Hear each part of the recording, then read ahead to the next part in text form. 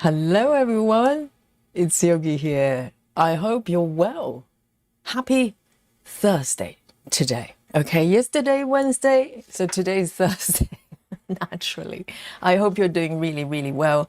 And London, is still really hot. Okay, and yesterday, I had my window kind of closed because I didn't want the noise to disturb my neighbors. But today, I don't care anymore. The window is open, okay? And so today it's feeling a little bit cooler, but still hot. I think at the moment is about 27 Celsius. But my room is probably a little bit hotter. You know, I've got equipment, I've got computers, and everything else going on here. But we're here for a spot of stitching. Hopefully, is going to cool me down, and I'm really looking forward to it. And a spot of relaxation with you guys. And today, I'm back to this piece. It's been a little bit. It's been a little bit, okay? And the newer viewers that just found us probably have never seen me stitching this one. I think it was over a month ago when I stitched this piece last. And so I kind of try to recall what I was doing the last session. And I am going to kind of just follow what I've been doing with this piece. This piece has been very consistent in terms of how it wants me to stitch it, okay? And I'll go through that process a little bit. And I want to show you this markup, okay? Of course, first thing first. You've never seen this piece before. This is what it looks like. It's gorgeous. And it's by Ciro Marchetti. Okay, one of our favorite artists. We used to have a Ciro Marchetti day as well, along with Kim Jacobs, okay? It used to be Monday. Every Monday we stitch Ciro Marchetti pieces. And then, so this piece I started maybe about 2 years ago, okay? Yes, I'm trying to cast my mind back. I think it was about 2 years ago. And maybe over a little bit. And this is a mini version of this piece. So this piece, of course, from Heaveners, and they come in, you know, different sizes, different number of colors. So this is a mini version, but I think it's more than sufficient for this piece. I think some artwork, they just work really well with mini, and some not so much. You know, traveling library, I would not recommend a mini, but this piece so far, I've been very, very, very happy stitching it. And so my progress so far. So yesterday, my iPad gave up, and I realized, I think it was because it was too hot. Even though it was evening, that it wasn't under the sunlight or anything, but the temperature was so hot, the iPad just just decided to protest. And because the machine got really, really hot as well. But today, thank God, it's back to normal-ish. And so this is where I am so far, okay? I started from upper left side, and slowly but steadily stitching. As you can tell, that it's kind of diagonal. This is one of the few pieces I have really kind of just follow the diagonal direction without deviating too much. And you know what? I'm really excited to show you. Okay, I want to show you the percentage of this piece. Have a look. Have a look. Are you ready? Have a look at that. 21%, 0.8, nearly 22. Guys, which piece that you know of that I'm stitching has gone over 20%? So I'm really excited, really, really proud as well. It doesn't look like it, does it? And but this is a mini, of course. But 20%, 21 is not too shabby, is it? I'm really, really excited. Maybe this one, maybe along with, I'm trying to think, maybe there's another piece. Maybe this one's most advanced in terms of percentage. I'm not sure, but somewhere there.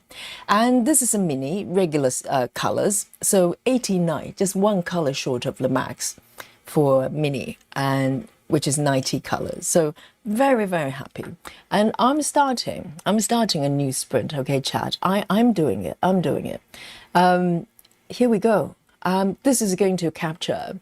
I know 21% is amazing, isn't it, Solar? And so this is going to capture every stitch I'm going to be making today. So yesterday, just in case you're wondering, yesterday, before my iPad died, it was 230 something stitches. So yesterday I did pretty well with Maggie as well. And today, hopefully, it'll be nice to have that repeat performance. Anything over 200, I'm very, very happy. And I want to say hello to all of you before I start stitching, of course. Let's have a look. Who have I got here to stitch with me today? And we have lovely Rajal here. First, to report to the chat, and happy Stitching Thursday to you as well, Rajal. And Needles is here. Yesterday was Needles' birthday, wasn't it? How amazing. And great to have you back. And I hope you had a wonderful, wonderful birthday. And every day as well. Every day is important. And Linda as well. And hello, Linda. And Linda is saying hello to all the wonderful stitchers watching. And also we have Heather House as well. Great to have you. And Walkaway. Hello, Walkaway. Great to have you back. And Sherry as well. Hello, hello. And who else have we got? Sola is here. Looking really, really cheerful. Really wonderful to see that. And Susan is here as well. Susan's really hot, I bet. And I know. It's probably slightly cooler than yesterday, but not much. And I'm going to break into sweat any moment now. And we also have Sarah. Sarah, congratulations one more time. Sarah just had a new grandchild, a boy. So Oliver. And so wonderful news all around. And we also have Suzanne as well. Great to see you, Suzanne. And Suki is also waving in the chat. And Mary Henry as well. And Janine. Oh, right on time, Janine. Are you at work today? Or can you stitch?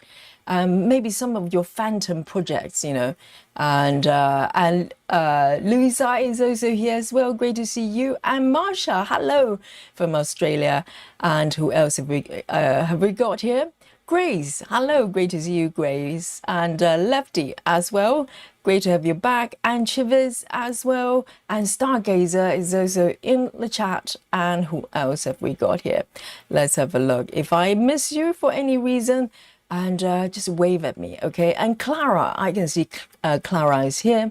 And yes, great to see you guys. And let me know what you're working on today. And every day is a new day, isn't it? For me, some of you probably have focus piece that you've, hang on, just give me a sec.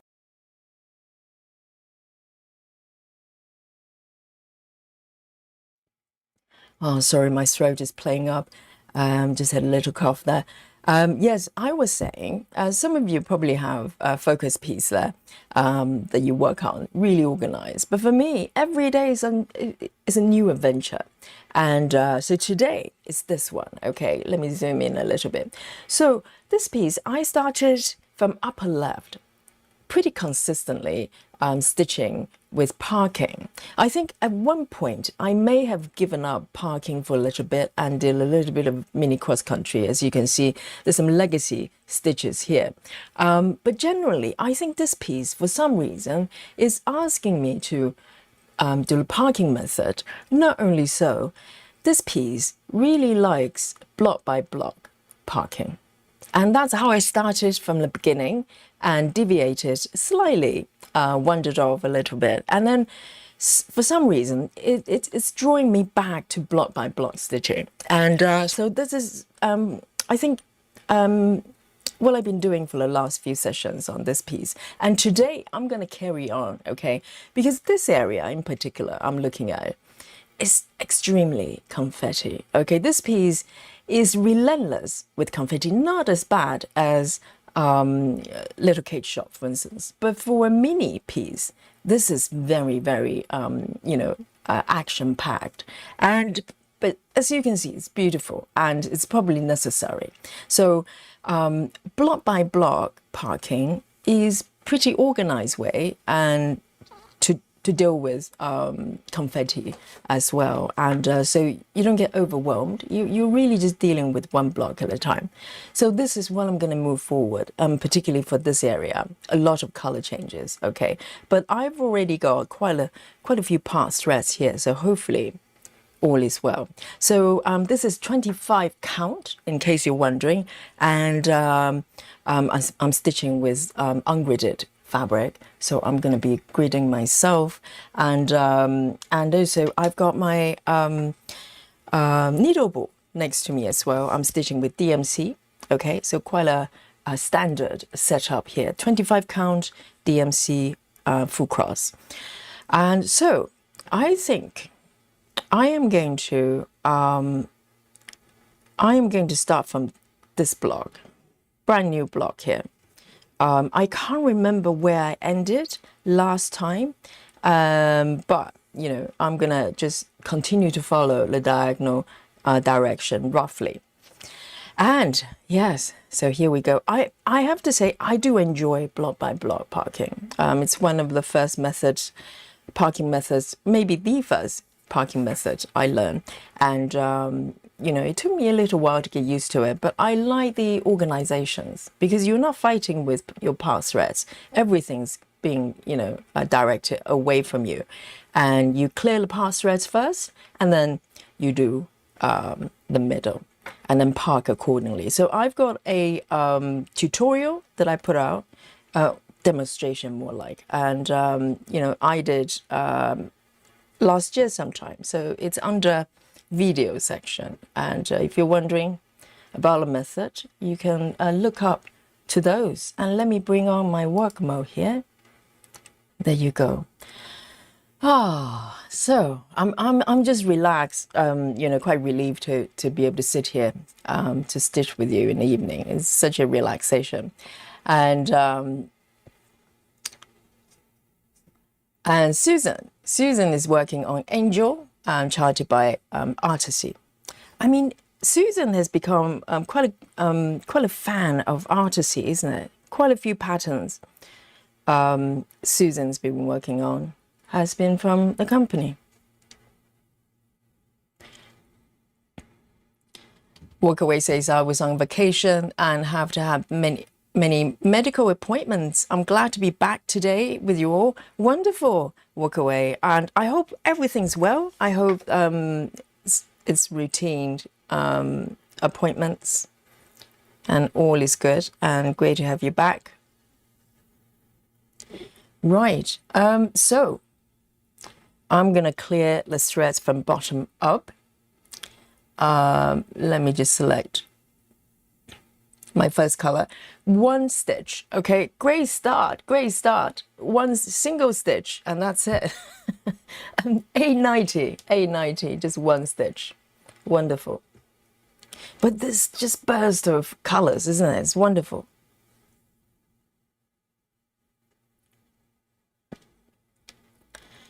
And Gayla has just joined us as well. Great to see you, Gayla. What are you stitching today? And the needles I'm using is 28, size 28. Here we go, literally just a single stitch. I mean, this piece is not shying about, you know, ninja stitches. Some pieces are like that.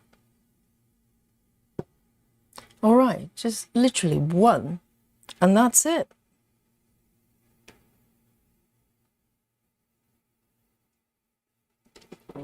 And for the ending, I'm going to do my usual tuck-in. I don't think this piece is going to be happy with the waist ending. I just know. I know my whips. They have their own personality. And I follow the guidance. Right, so that one's done. And I'm going to pick this one, actually.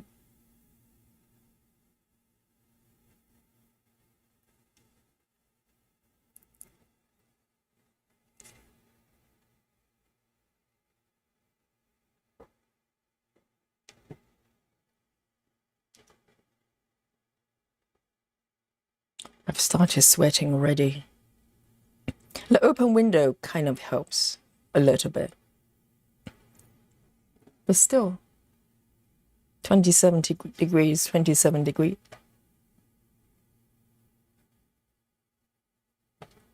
And this one also, just one stitch. And then that's it. Just that kind of start. Because normally, with other methods, I try to pick colors that's got a few stitches going on, so I get to warm up. But hey, it's fun.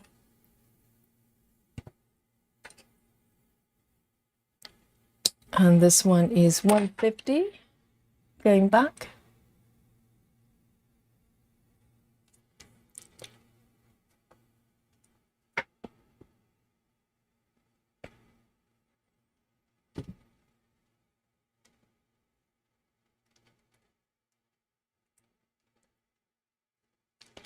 Jackie, hi Jackie James. Jackie James says, I've just taken my stitching outside to do until the light goes out. It's cooler outside. Absolutely. Thankfully. It's quite warm today, but it's also quite breezy. So that helps. So I can feel there's a little bit of breeze coming through the windows. It does help. All right then. So basically I'm doing color completion. I'm completing all the stitches of this, one given color and within this block, and then park accordingly. So this one has got a lot more stitches.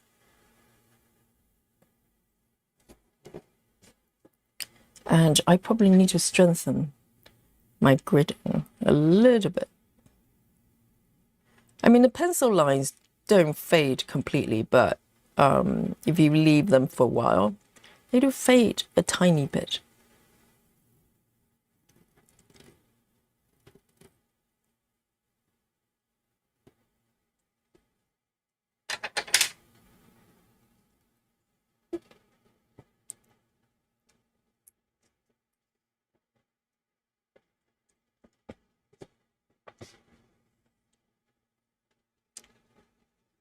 And Ciro Marchetti is definitely one of the quite intriguing artists out there, because his style is so diverse.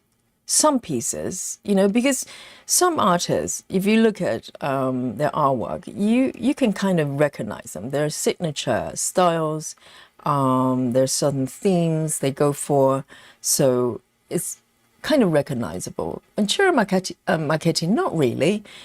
Some pieces you can see commonalities about them, but it really depends on which range of artwork that you're looking at. If you're familiar with his tarot card kind of style of artwork, it's very, very, very different from this one I'm stitching. I'm drawn to this one, and also the old kitchen. There's three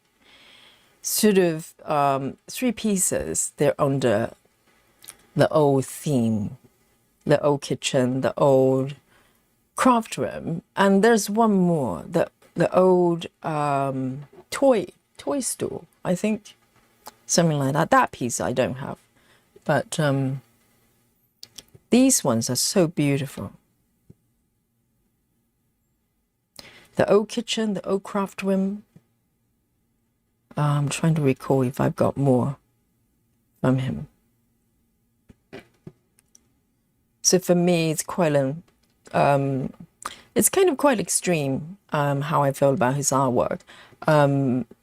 These ones I absolutely love, but the tarot card ones, and also the newer ones, the style is just not for me, because it's totally different, very different.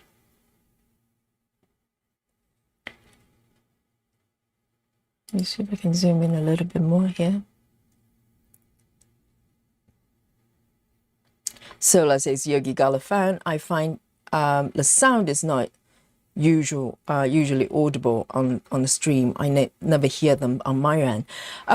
Very good point, actually. I was kind of thinking about whether I should turn a fan on, but I decided not to because I just don't like the idea of having a humming sound in the background, because some of the viewers, they're maybe watching with headphones. So if you're just watching on the screen, maybe you cannot hear anything. But if you're wearing headphones, I think you probably can. So I'm just being super fussy about audio, and so it's okay. I've got my window open, and the big window is right in front of me, so I've got a lot of air.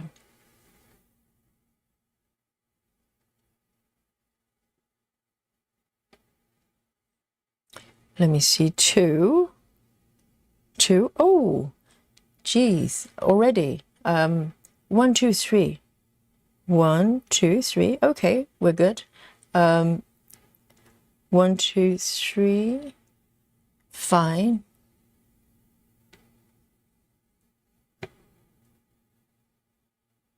And it's so nice to be able to stitch every day, because last few days I've been so scattered, and not stitching every day or most days, it does. I can feel the difference, because I feel a lot more grounded when I, allocate some time every day to sit down and stitch. When I don't get to do that, I notice the difference. I don't know whether you do or not, but if you don't stitch for a day, if you have the habit of stitching every day, having that me time, when you don't get to do that, things just feel a little bit more hectic.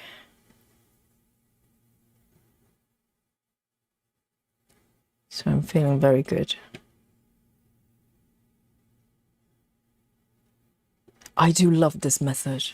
I love the fact that I don't have to look anywhere else. If you're doing cross country, I have to kind of visualizing where I'm going to go, which direction I'm going to take my threads. And I like that as well. But I love the fact that I can just focus on this little block here and block off everything else. It's very nice. It's nice to have that tunnel vision.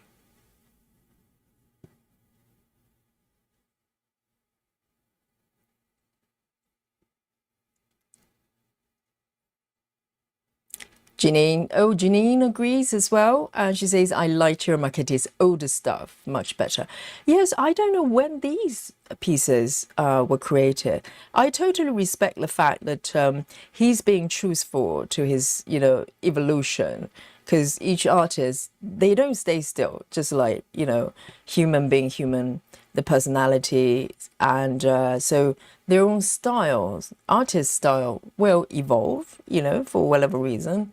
And I respect the fact that he does change. He doesn't feel pressure to stay, just stick with a certain style.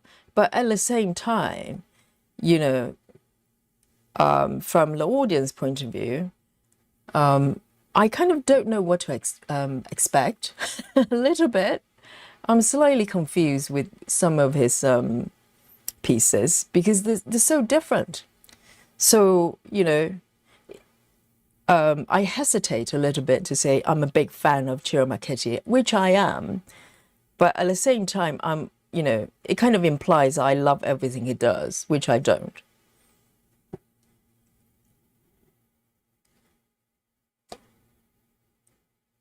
Ooh, this bit's stuck. Hang on. And I think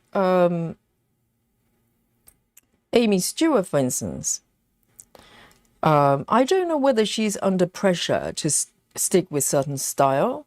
I mean, if you look at some of her older work, they're older because the styles are so different. Oops, I don't know this bit. I think I caught something at the end here.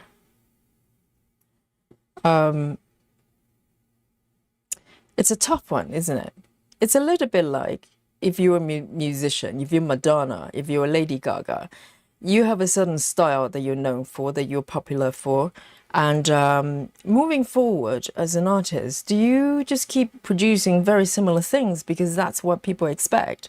Or you just move forward and expect that some people might not like it? Oh dear. I think I caught the end of the other side. So I'm ended up with 2 strands right now. So I'm trying to reverse stitching a little bit.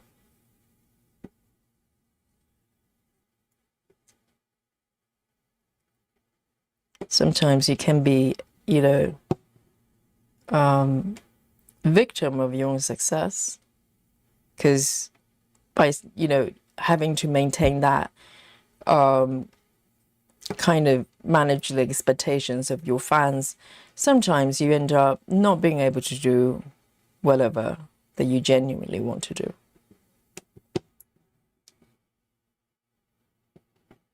Ah, got it. Dear, oh dear.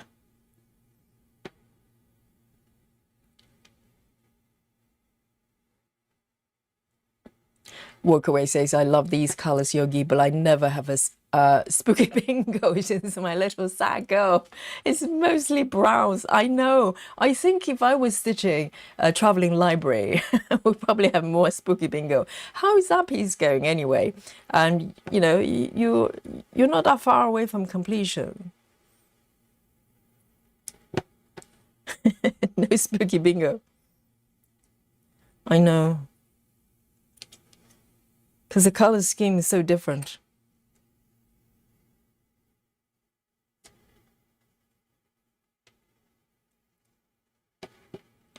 And this one, I am going to park it here. 1, 2, 3, 1, 1, 2, 3, 4. There. I'm being a hairdresser today.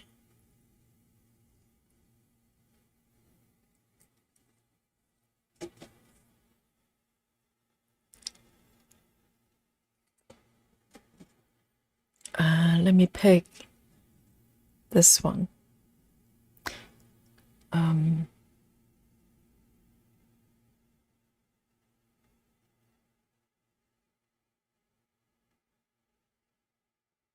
Hi, Adria.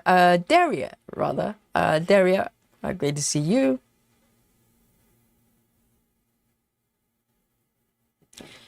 Hey, Cedric. It's been ages. How are you? Yes, all that emojis. Yes, I think Cedric's talking in code today. Is that one of those days? Water, coffee, chocolate. Guys, we need to decode the idea, okay? Yes, I totally get it. This is when the stitchers and Yogi, we're connected heart to heart, okay? Sidri is waving, and then Sidri is saying, it's really hard, but I'm stitching, okay? And Sidri's drinks of choice today is water and coffee, and also snacking on chocolate. That's mandatory, okay? Sidri, well done. See? No words are needed. It's telepathy.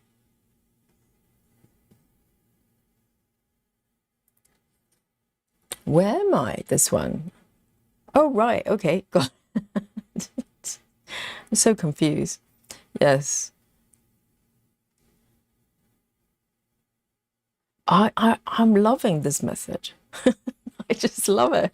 And I think when you pair the right method with the right whip, it's just such a joy, because, you know, this method may or may not work. For instance, if you ask me to do block by block parking with traveling library, I'll probably struggle. And this is the magic when you really allow the whip to guide you, you know, rather than trying to reinforce, so, you know, impose certain ways of stitching.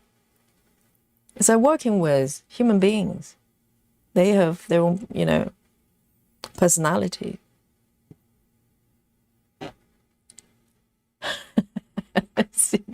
I need to decode this one. Help me out, chat. Okay. 2, what? What is that? Socks? Oh, yes, Ciro is the sock master, sock knitting master. Have you won something? Is that what it means? Is that a trophy? So Ciro is celebrating from the sound of it. She's in some sort of championship tournament for sock knitters, sock masters. Oh, number 2. Did you get number 2? Which is, so gold medal is number 1. The second was silver. You've got a silver medal. Round of applause for Ciro. Yes. But this one, I have no idea. Not 3 socks. Help me out. Help me out. Guys, yes. This one's a little bit tricky. Push yarn balls 3 times. No, I probably got it totally wrong. No? Did I not? Oh, not 2. So you got the 3rd place. What? I'm doing so badly. Yes. Walk away says my little sad girl says 79%. Oh my goodness. 79%. She says I would have been further along without having a setback, missing quite a few days of stitching. You are going to make up for sure. Now you're back. Absolutely. No problem. It's not going to take very long for you to finish that one. It's crazy. Clara says, I don't see that you marked off the red cross stitch in Saga. Red cross stitch. Which one? Which one? Have I missed? Oh, this one. Yes. Oh, someone is watching. Clara is watching. Yes, that one I have done. Very well, very well. Yes, that one, isn't it? It was only 1 stitch, so I kind of just missed it. Let's have a look. Where am I? Here.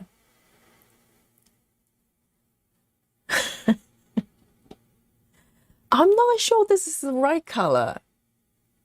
I don't think this is the right color I'm stitching. I think this one is the correct one. I'm just looking at my swatch here.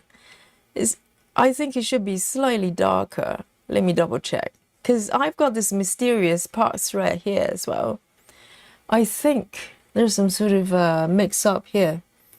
Let me have a look. 37A7. 37A7. Oh, I was correct. Look, I've got one of these on my needle board, and it matches this one, but not the one I'm stitching. The one I'm stitching is brighter green. I knew it. 37A7. But I don't know what this brighter green is. Let's have a look. Oh, there's 1 stitch here. Oh dear. Okay, I get it. So this one is actually, hang on, is actually this one. Just 1 stitch. I don't know. I think I'm going to undo it. It doesn't matter. I've only done like 3 stitches. So, because I marked the part location incorrectly. So this is what happens.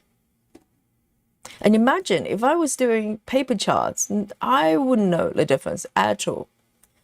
The only reason that I even noticed it was because of the swatch. So imagine if you're a paper stitcher, you probably have a lot of, colors. They're not really correct.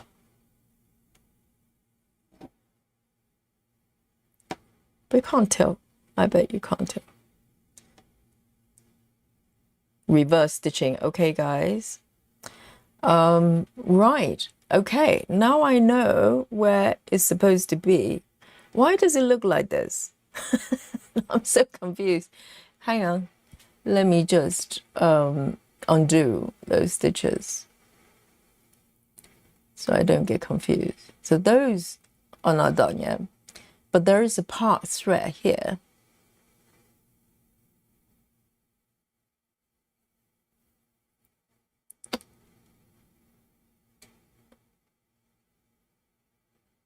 All right. Sometimes fixing a minor mistake, a minor mistake takes much longer than stitching. All right, so just one stitch here. I'm back. It's all good, all good. So I think it's that one I've done. I might as well end it. I don't know.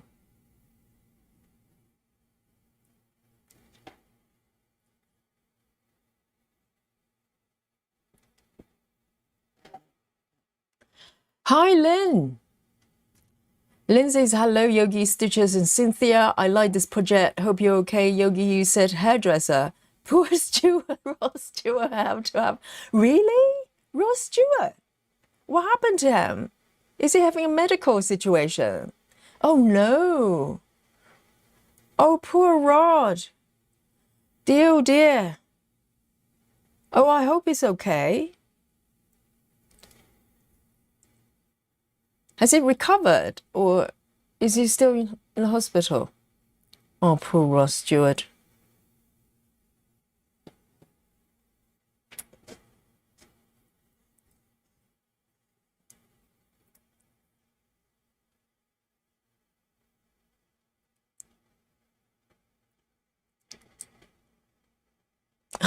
Cedric, have I got it totally incorrect? So did you win something? I expect you to be the champion.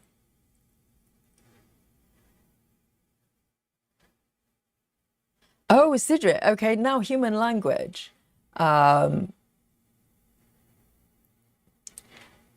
Cedric says, made it through the second lap of Super Sock World Championship. Now waiting for the third lap. Oh, it's still ongoing. So when is the third lap? Is that sort of, you know, what is it called? Like a final match. Okay, we're good.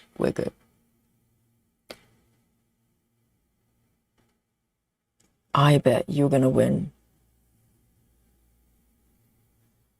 1, 2. Okay, 1, 2. Got it.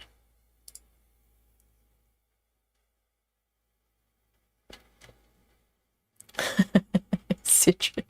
So are you knitting right now, Cedric, or are you stitching? Oh, decision. I think knitting is probably even, you know, you're going to feel hotter knitting because it's just the way it is. Should go for a spot of stitching to cool off.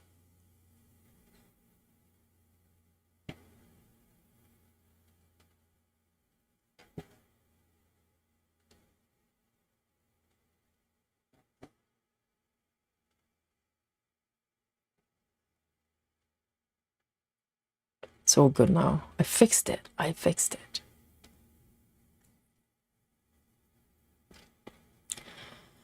And is it Red Fail Hog says, I'm still learning and this is so helpful. Oh, right. Parking or cross stitching in general. And welcome and great to have you.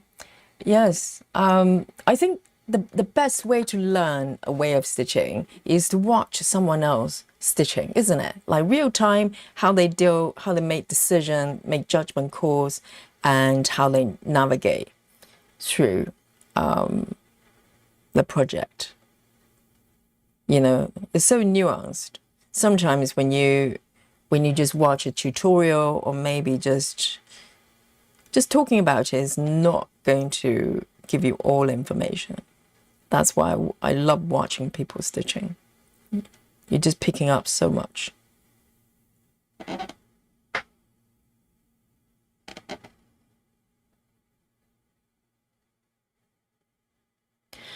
Hi, Monique. And also we have a Goey tart key, yes, from Mexico. I probably completely butchered your handle there, but welcome and say hello to is it Goey Takias? I did my best, okay. Have mercy for Yogi. Welcome.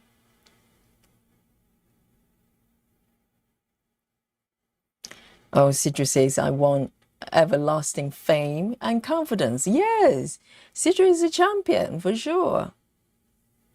Champion in stitching and champion in sock knitting. A winner.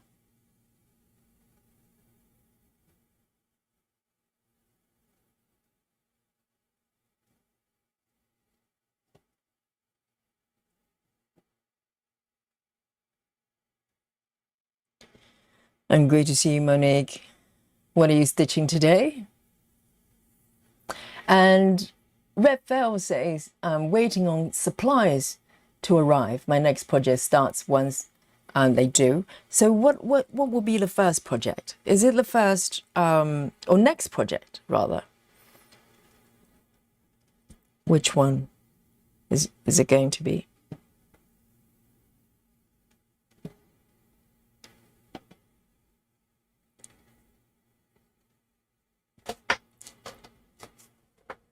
And Sidri is stitching on the sun. Oh yeah, I forgot about that one you were doing. You love that piece, don't you? It's part of the homework you have to finish by the end of the year. Oh, amazing. Oh, so Red Veil has been watching the parking demonstration I did. Yes. I'm so happy. Parking's fun. I really like it. I mean, there's certain pieces I would not even go near parking for some reason because the whip just doesn't like it. The project doesn't like it. But otherwise, I think parking is so much fun.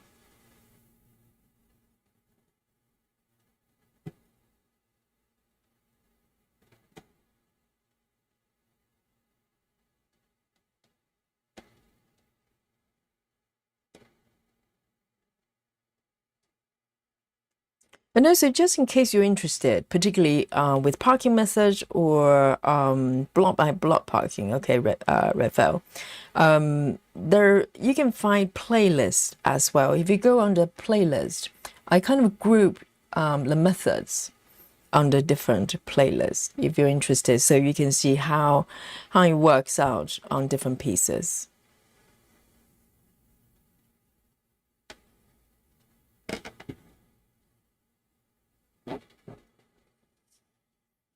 Lindsay's Yogi rod was on stage. He had to come off. I'm a big fan, but he should think of his health now. Oh, maybe because it's really hot. Has it just happened? Because if you're trying to perform in a music festival, whatever, it's got to be really, really hard. Oh dear, poor Rod. I hope he's okay. Maybe he's a little bit of a sunstroke or something. I mean, he's looking quite fit in general, but I think he's in his 70s, right? He's not 80 yet, is he? Poor Rod. Seriously. I bet the hairdresser is really worried as well. They've been friends for decades.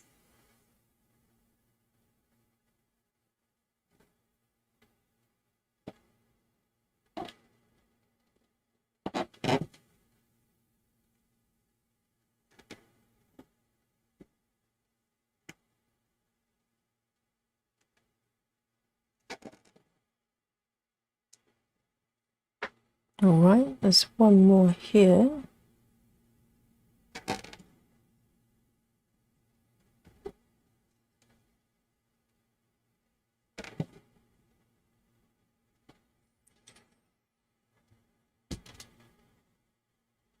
Oh, Stargazers is a Ross Stewart fan as well. I think over the years, I don't remember him having sort of major sort of medical issue sort of episodes. I think generally he's doing quite well. He's got a very young wife, and they play tennis, that kind of stuff.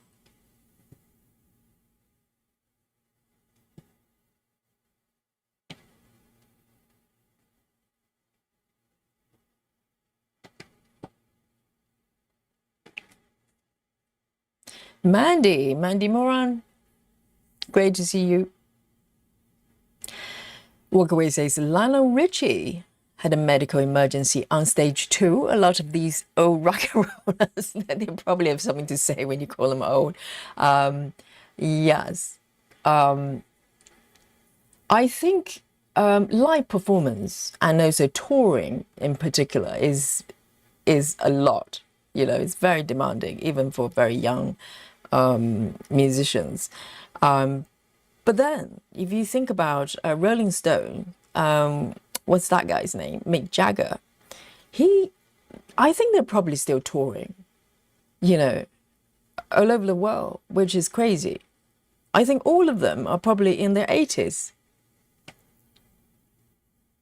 It's incredible.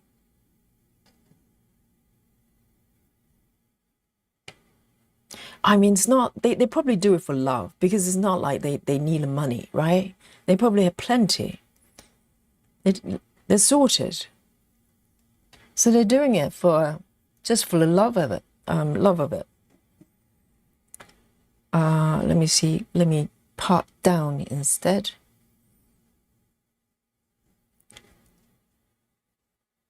So down here I've got these ones. 1, 2, 3, 4 from the left. 1, 2, 3, 4. And then 4. 1, 2, 3, 4.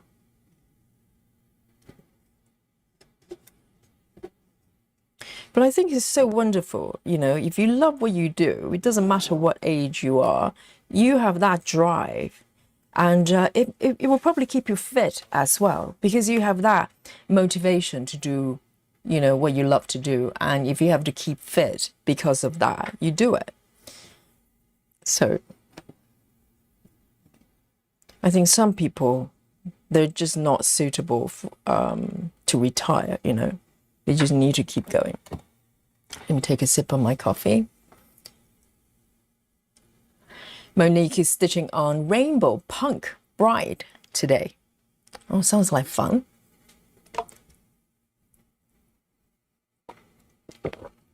Raphael says, it's my fourth major project. I'm stitching a set of game characters of a local studio. Really? Are you a gamer as well? We have a lot of gamers in the chat. I'm a gamer as well. We can talk about favorite games, can't we? And yes, the playlist is great. I think I do my best, because, you know, every day when I start a new stream, I try to group the stream under a certain playlist. It's just easier to find looking back. Lynn says, Yogi, my partner said, I part my threads better than I part the hangover. Oh, cheeky, isn't he? Yes, very backhanded compliments. Hi, Vega. Hello, good morning. Is it hot in Japan, Vega? It's probably really hot in Japan. It's probably hot everywhere other than Australia. I think Australia is probably the only country that's spared. I mean, maybe New Zealand as well. All right. Next, this one down here.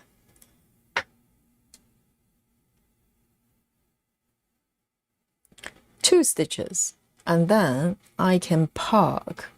Can I park down? Yes, one stitch.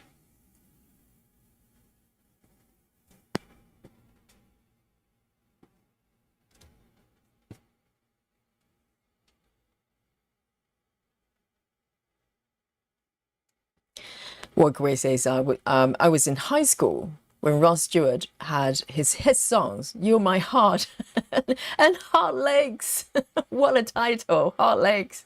And Walkaway says, I remember loving him, but thinking he was too old. I suppose when you're in school, anybody over 20, you probably think they're just really old.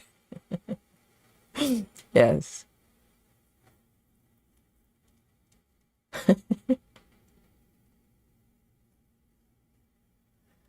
Yes, I used to think 25 is kind of just the end of it. 30 is all over, you know. 30 is like, oh dear. This one, I don't know which thread this is. I think this one may be a mistake. This is parking the location, it shouldn't be.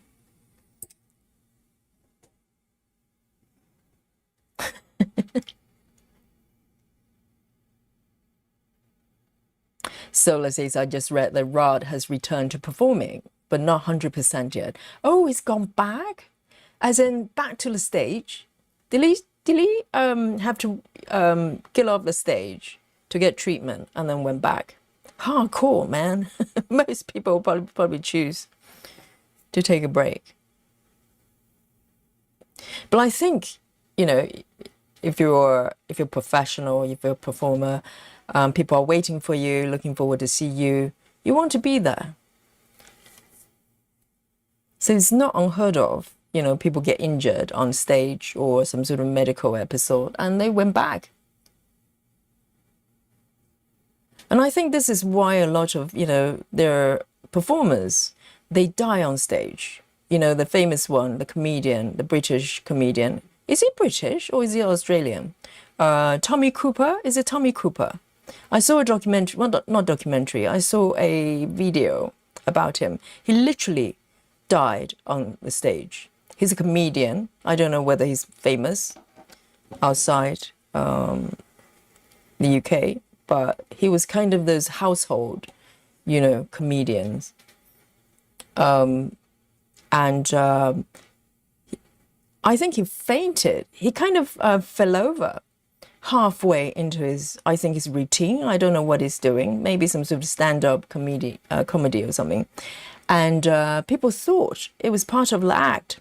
This is the worst part when you're a comedian, because if you fall over, if you pass out, people just think it's part of the comedy, and they probably clap, and then they realize it was something more serious. So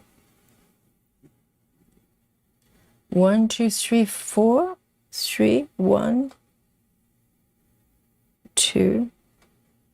I'm pretty sure the name is Tommy Cooper. He kind of wears sort of funny hat.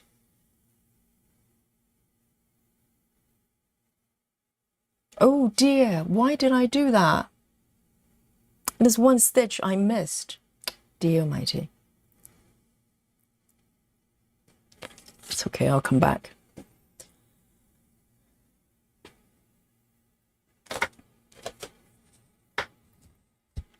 Oh, Monique is a gamer too. I know we have quite a few gamers in this chat.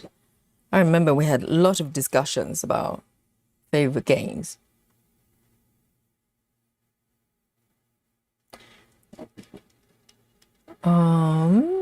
Maybe I should do this one instead.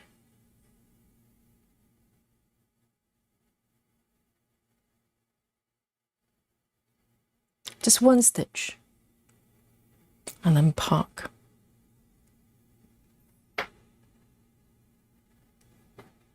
Stargazer says we had a lot of our rock and rollers expire, and it sucks. We expect them to live forever. Yes, I think, but they probably tend to, well, either. I think for rock stars, they're quite extreme, aren't they? They either really short-lived, so they basically do all sort of, you know, fun things, but maybe not great for their body, and then they die really young, or they just keep going till, you know, I don't know, 70s, 80s. Like Mick Jagger. I don't know what he's made of.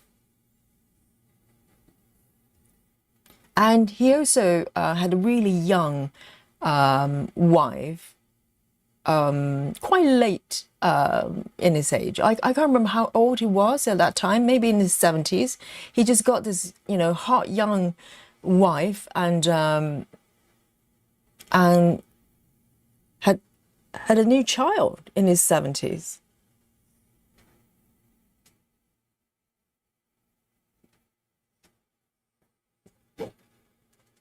So most people of that age probably expecting grandchildren, not Mick Jagger.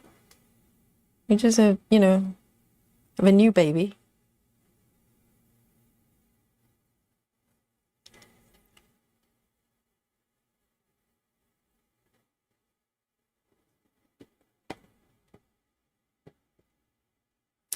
Walkaway says, yes, David Clayton Thomas just died from blood, sweat, tears. Is it movie star? I'm not familiar with the name.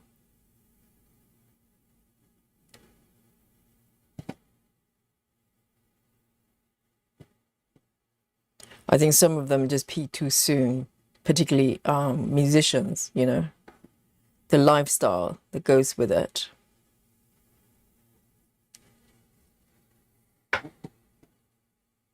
And there's probably a lot of pressure as well particularly when you're musicians, and probably performers in general, probably actors as well. But a lot of musicians, they have some sort of one hit going on there, and there's a lot of pressure. I think it's probably easier not to be too successful, then you have something to work towards and just keep going. But if you have kind of early success and for the rest of your life, the tragedy would be either that's all you're known for. A lot of one-hit wonders, literally, that's what they're known for. But even worse is for those musicians to chase after that elusive success for the rest of their lives.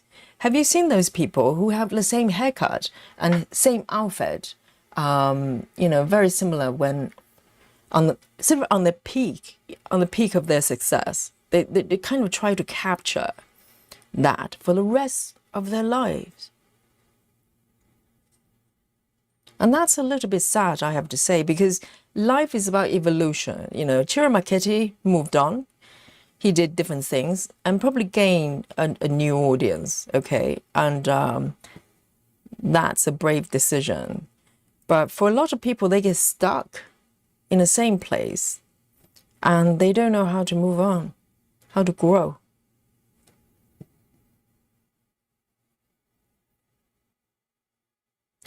Lynn says Yogi was 44 in France yesterday. You're serious?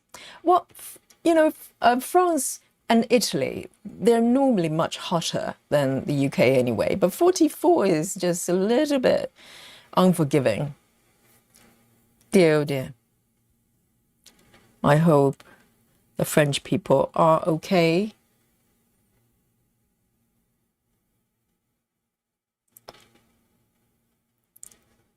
They're normally quite hot in the summer anyway, but I think 44 is a little bit over the top.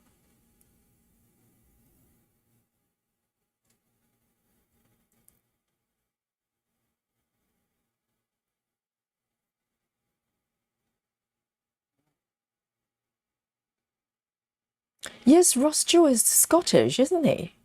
He doesn't sound it, but I think he may be a Scot. I'm not too sure.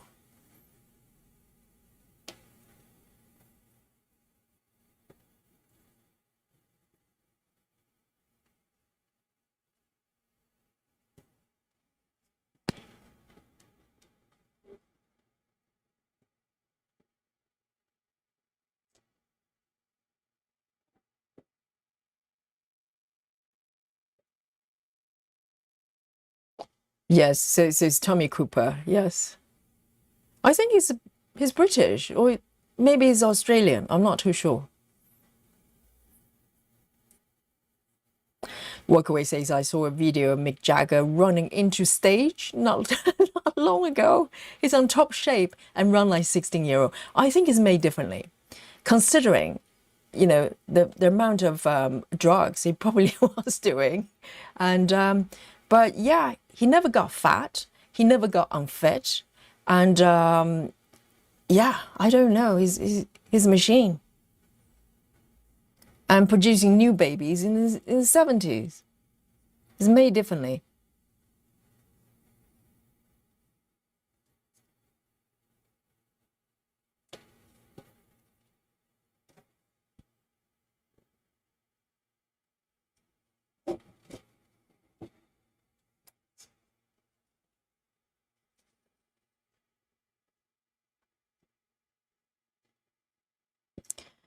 Redfell says, to clarify, the red diamonds are parking spots. Yes, I'm using the app called Saga, Cross Stitch Saga, and to represent parking stitch threads, they're marked with diamonds, the pink diamonds, and you can set it into different colors.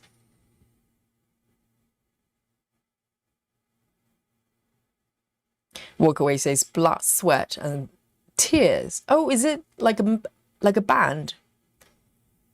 And this spinning wheel, and you made me so very happy. Oh, the song titles. Right, so it's from 60s. Well, what a name. Blood, sweat, and tears. That sounds so depressing. Probably not happy songs. Stargazers, I couldn't imagine being 70s with a baby. I think it's easier for a guy. Can you imagine being 70s and having a baby as a woman? Is it even possible?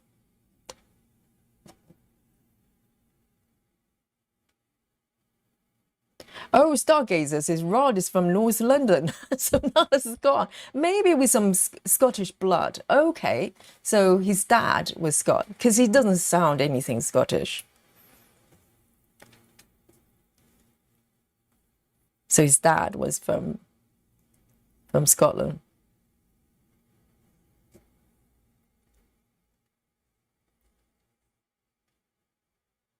And great to see you, Amanda.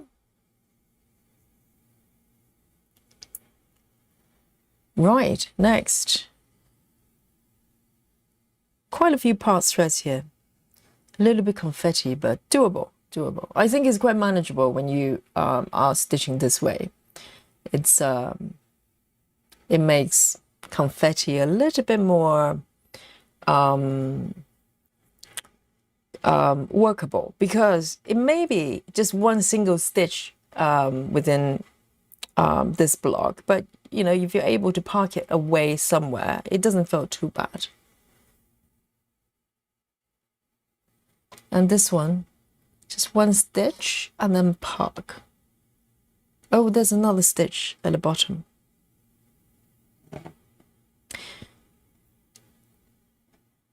The only thing I sometimes struggle with this method is, like now, like this stitch, right? If you look at it, let me zoom in a little bit. Like this stitch that I'm stitching right now, it's on the top, the first row of this block. But the second stitch, the remaining one stitch, is at the bottom. So it means I have to, you know, carry the thread from this stitch on top and then come to the bottom here. And there's one more stitch over here. And in this situation, currently, it's not too bad. It means I have to carry the thread underneath, cross about 3 stitches high, you know, of the stitches, they're already there, meaning I have to go under those stitches that have been completed already. But sometimes, depends on the patterns, I may need to carry over the stitch area like this. That's when I struggle. Because I don't like to carry my thread over more than 3 stitches. I think 3 is probably my max. Because I want all the thread underneath to get stitched down as well. But when you carry over the thread over stitch area, it means that it's going to be floating there forever. And that's when I struggle a little bit. I know some stitchers is not a problem. They're happy to, take across, maybe up to 10 stitches. But for my brain, I'm kind of have sort of the dimensions stitching method drilled into me that if you're going to cross over more than 2 or 3 stitches, you turn the work over, thread it under, etc. So I generally do not enjoy having my thread floating over stitch area. So that's when, with this method, that I may have to stitch one on top, for instance, end it, and then move to the bottom and stitch another one. Or sometimes I would leave this one unstitched until I get to the bottom block. So sometimes I do that as well. But it's a personal preference. So that's probably the only thing I sometimes struggle.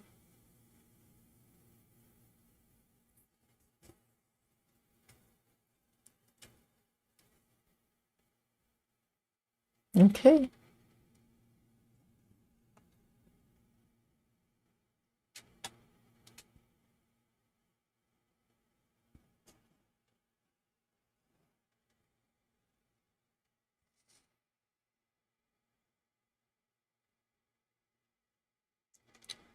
Raphael says, I made a note of the program. I have to run now. Yes, see you later. Great to have you. It's called Cross Stitch Saga. And if you run into issues, we have a Facebook group here that you can find help with other stitches.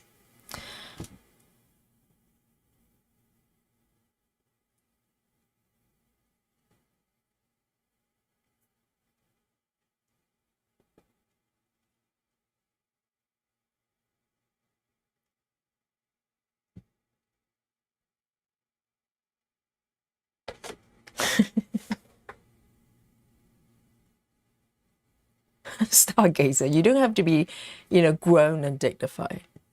You can just be you.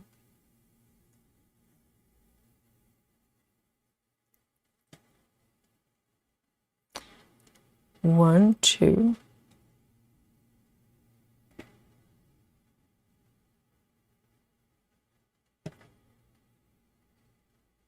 But the thing is, though, when you look at movies or just pictures in general of people from the last few decades, let's say people from the 60s or 70s, they generally just look so much more grown up. Or, depending on how you put it, maybe I would say they kind of look older. And that's because I don't think people at that time necessarily age faster. But I think there was probably more expectations for people to behave and look a certain way when they're a certain age. So everybody kind of just played the part. And, I remember sometimes, on YouTube, there are videos from, I don't know, from the 70s, London Street or whatever. Everybody just looked, well, first of all, they all look very slim. Not many overweight people, that's one. But also, they just generally look older in general, I think. Whereas now, you can be Madonna, in the 70s, still wearing, I don't know, Lycra. No one bats an eyelid.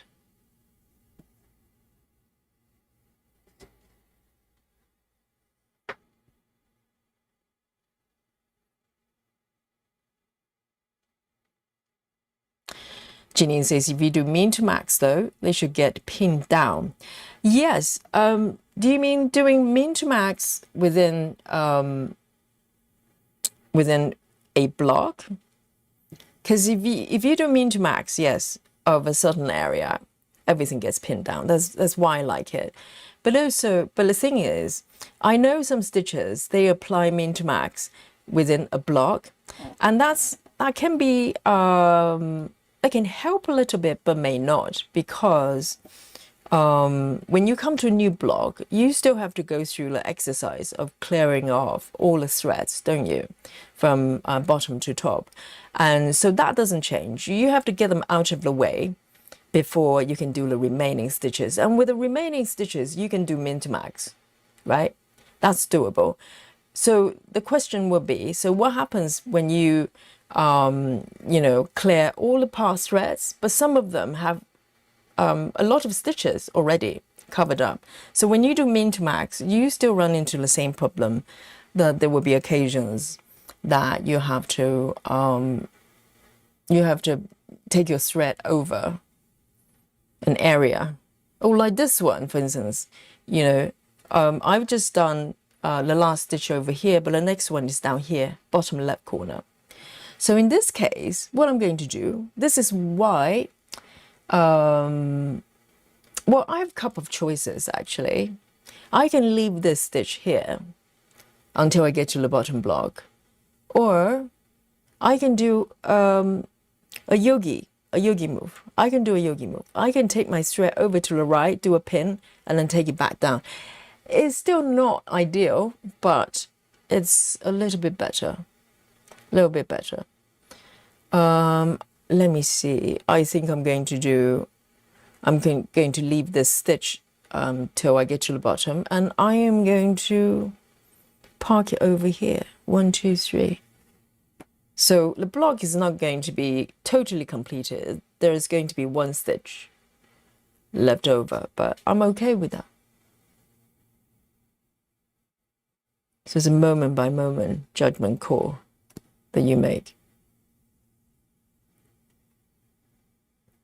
Nito says maybe you part the bottom most stitch. Oh, right. Do you mean parking down? But do you not still have to take your thread over the same area? Do you mean just parking it rather than stitching it? I probably misunderstood it, because there wouldn't be any different, would it? Walkaway says, I went to see the group's Chicago, and there were a group of older women seated down front who screamed the whole concert. They were enjoying it. And Walkaway says it was so funny, but they're having a blast. Most of them were over 50s. Yeah, of course. I think a lot of people, you know, even though well, pretty much 38 now, but in my mind, you know, we all have that self-image, don't we?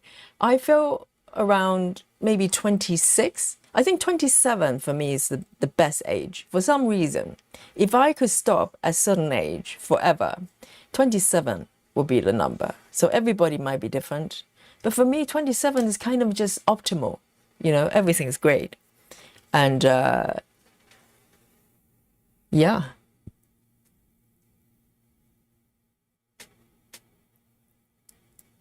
So I think, you know, the ladies maybe in their 50s, but their heart is 18.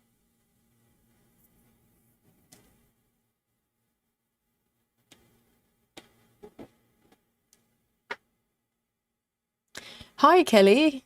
Great to see you.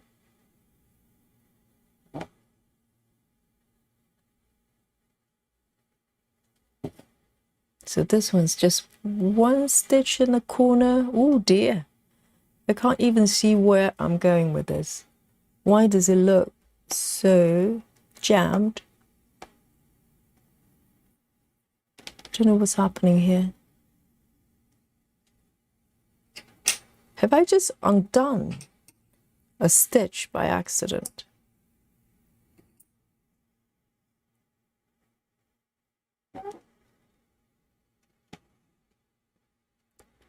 What is happening here? It looks weird.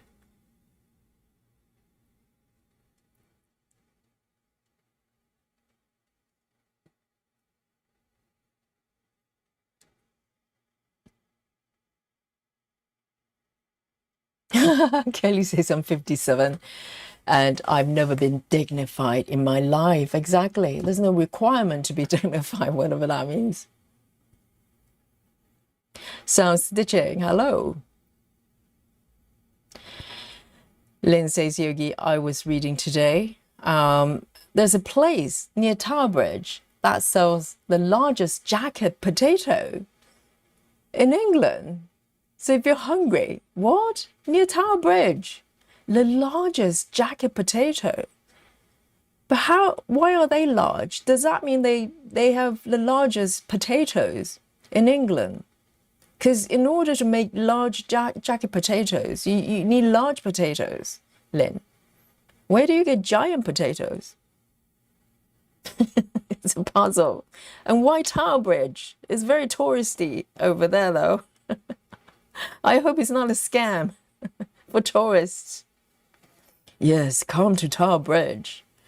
Visit the Tower Bridge while eating the largest potatoes in England. It's a tradition, okay? It's mandatory.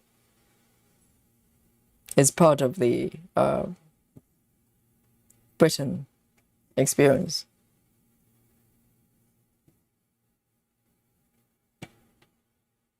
I bet a lot of tourists would probably go, yeah. Oh, I don't know whether you remember. I don't know about other cities, but in London, for a while, I'm glad they kind of disappear now. For a while, the entire London streets, you know, particularly touristy areas, they were full of those people dragging. I'm not sure if they're bicycles. They're probably bicycles, or maybe there's some sort of hand manpower thingy that you drag. I don't know what they're called. And they were everywhere. And then, you know, a lot of tourists, they love them. It's probably thinking it's kind of a London thing. Maybe they feel like, you know, everyone over here, they used to travel via those man-powered thingy. But they kind of all disappeared. Probably post-COVID. COVID probably killed a few industries.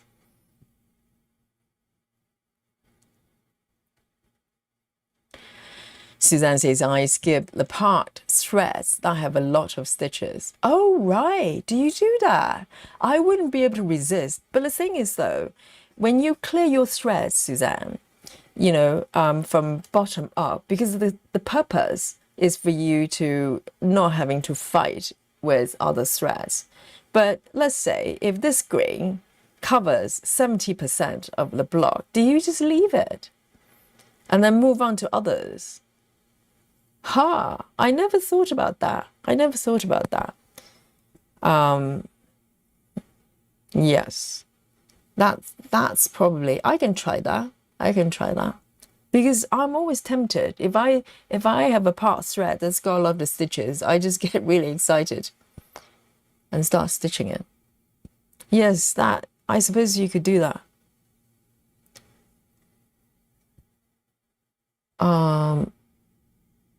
All right, so this one, I can't park anywhere.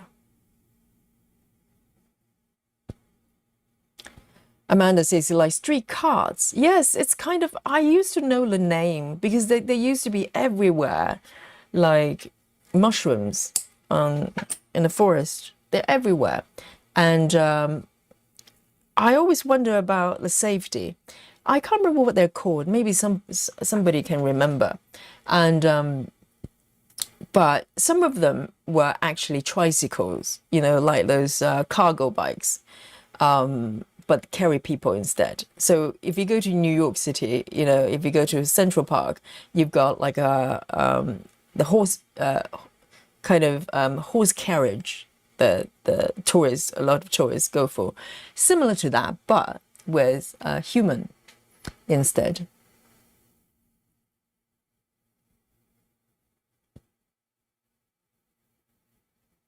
H91.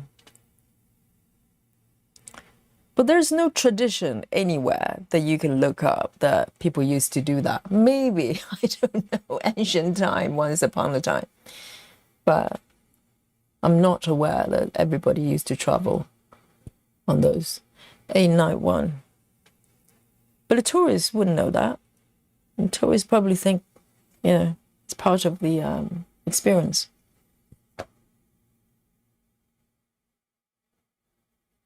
Amanda says, I'll totally stay 23 forever. That's a great year. I think everybody has a number, isn't it? Yes, 23 for me is probably, I was a mess when I was 23, so maybe that's why. But 27 was when, I felt like I was kind of more sorted, like a human being. That I kind of knew what I was doing.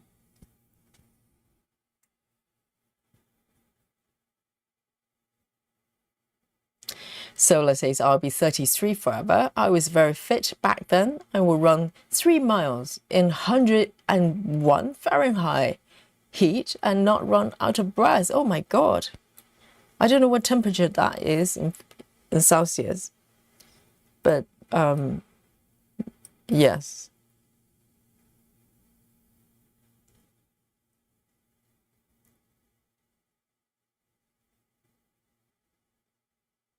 Nido says, you become a hairdresser. Yes, I know. And I've cleared all the threads of this blog, yeah. So now I can probably visually gauge which ones I want to do first, because this one, for instance, there's only 1 stitch. So I'm going to do that first. That makes sense. 779.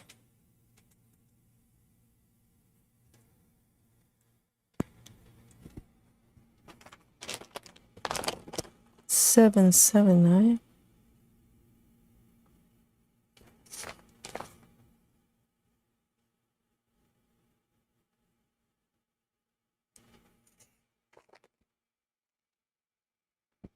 Rickshaw, yes, that's the one, Heather. That's it, rickshaw. Yes, I think. Oh, so Heather says we have them in Victoria in the summer. Is that kind of a tradition kind of thing? Because there were so many of them. I think a lot of tourists probably thought that was part of a London experience, which isn't. They just suddenly all appeared one year and then just kept going. And now they all disappear. And it's quite dangerous as well, because, London streets, they're not big. So when you have rickshaws everywhere, can be very, very dangerous.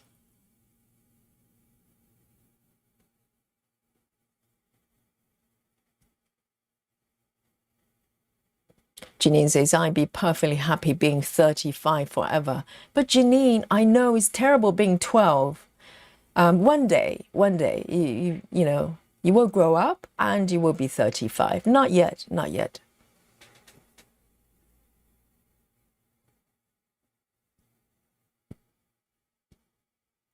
And this one, I literally just going to end it. Oh dear, what happened to my, look at my ab. It's got a life of its own now. Hang on. He just did a little yogi move by himself.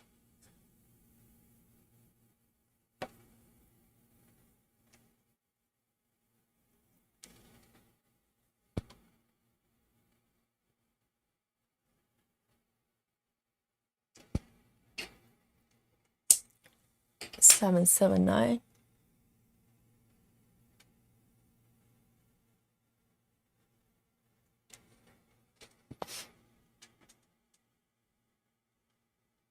Oh, 40 degree. Right, so you do really well in France today.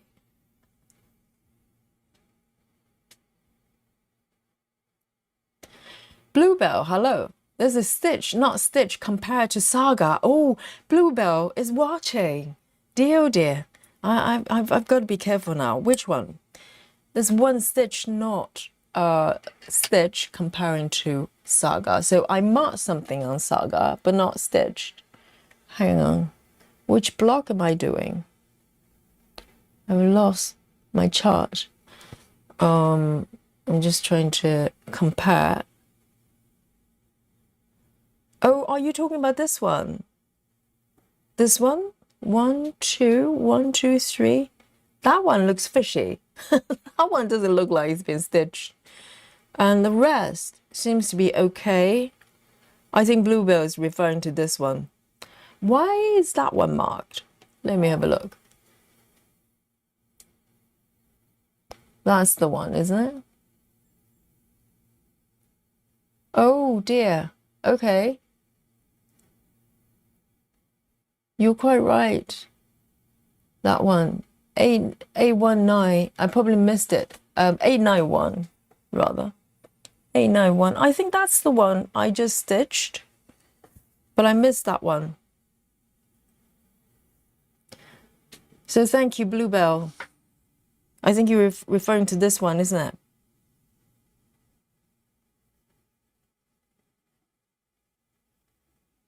Oh, nothing escapes the chat.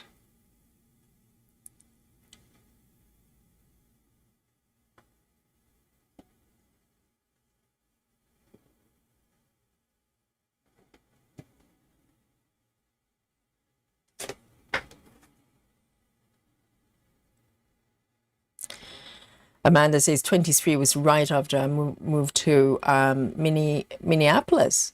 I got my dream job and was comfortable in my own skin.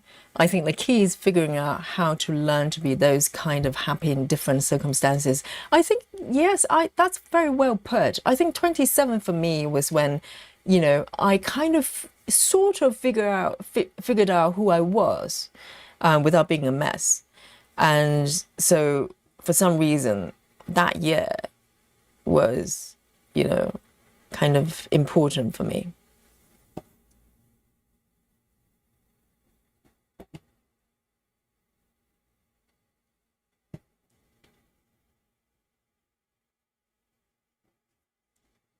All right, I've done it. Bluebell. I think that's it.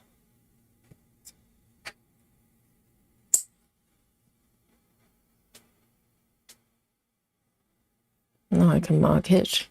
A91, A91.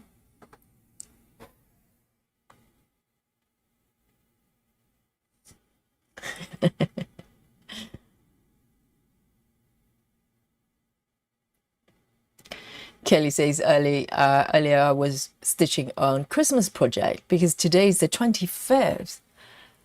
Oh, that's true. So today is precisely 6 months away from Christmas Day, isn't it? If you're looking at calendar months.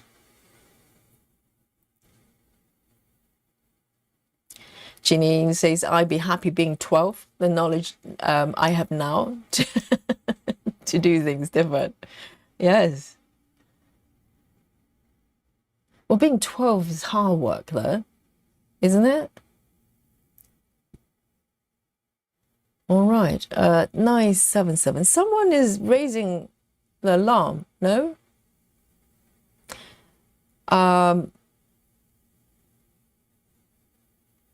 Lynn says, Yogi, have you got any news on Lily? No, I have not seen Lily for... How long has it been? Probably about 6 weeks, 5, 6 weeks. Or maybe not that long. It just seems much longer. No, I hope he's doing well. I hope he's having a great time because, you know, it's kind of a season. A cat like him will want to wander around. I hope he's going to come back. He's welcome back anytime when he needs, you know, a little break. 977. But he's a traveling cat. You know, sometimes he would disappear for ages. I don't see him. And so hopefully he's doing really well.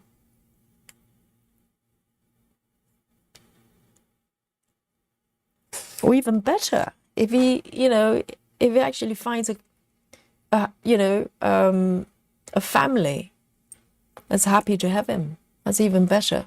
Because I think he's happier as a single cat, in a single cat household.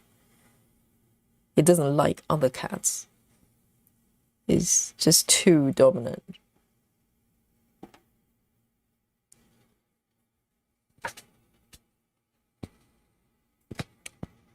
And Jojo, hello. Jojo says, hello, Yogi and chat. Hope you're having a great day. A little late. Had my mom at a cardiology appointment. Oh, I hope that went well. I hope your mom is doing well and you're doing well. Great to have you. And just settle down and do a little bit of stitching.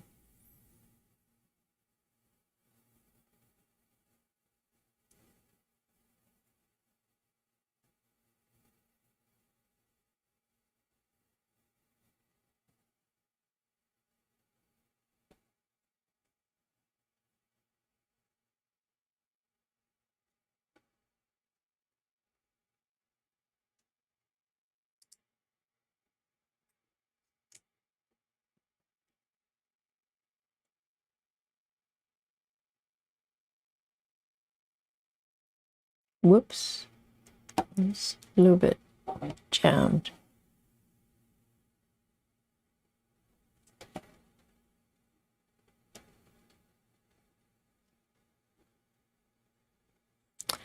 Hello, Ash. And Lona as well, hello. Says, hello, Yogi and Stitchy friends. Great to see you. I hope the flooding is okay. And Mom is okay. Oh dear, Lona.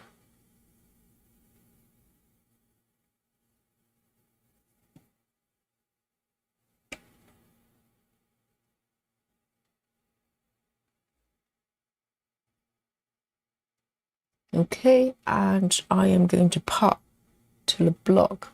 To the right. 1, 2, 3. And is this 3 from the bottom? Yes.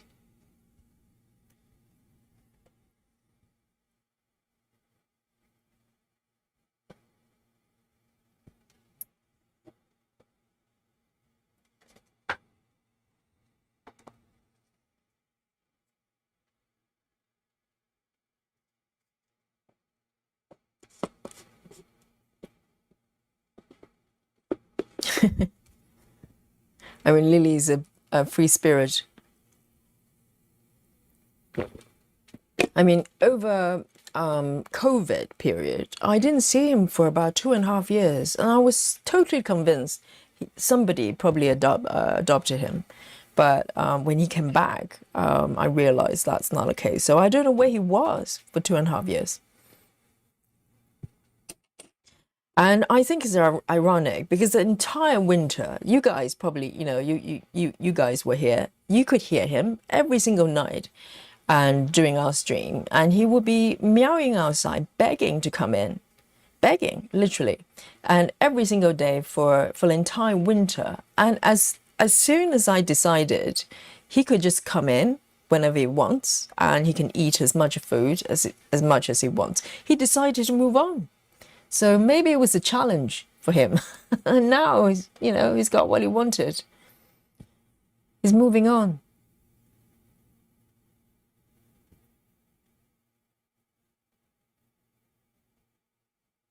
All right.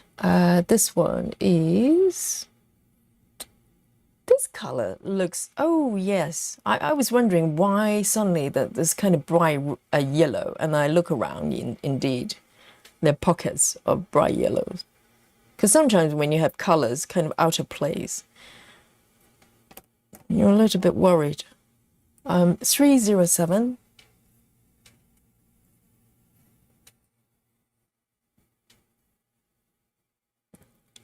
Lona says flooding is coming later. Oh, not here yet. Oh dear. Lona says we just went under tornado watch. Oh dear. Flooding is just not enough. We just need a little bit of a tornado as well. And Lona says Mom is feeling good today. Me, I'm worn out. Lona, sit down, okay? And join in the chat. Just relax. It's got to be quite stressful having to deal with, natural disaster, different kinds of natural disasters, the flooding, the whatever. and then mom as well.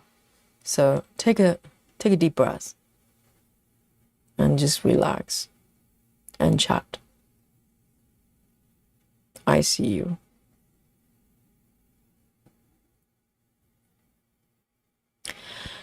Oh, hello, Miss Chief. She says, have you tried one of those cat translator app program so you can see what she's saying? Cat translator app? What is that? Is it for real? Wouldn't that be great if there's such a translator? Then I I can have a conversation with Lily. I mean, with Dolly's not very vocal. Dolly would make sounds, and with Dolly, because we live together every day, I know her sort of secret codes. She can just do little things. I can kind of take a guess. I know what she's trying to say. But with Lily's so vocal. Lily's literally just having full-on conversation.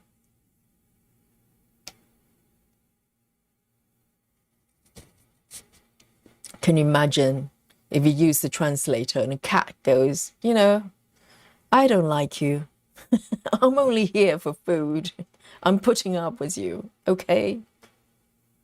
Live with that. I'd be heartbroken.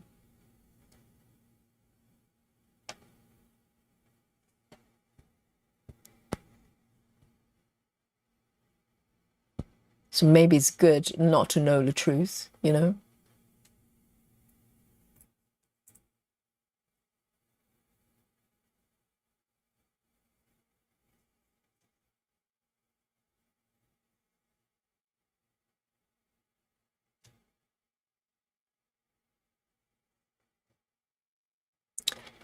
Oh, Sola, yes, take a break, Sola. You can just listen to us, no problem, and have a lovely, lovely little nap, Sola.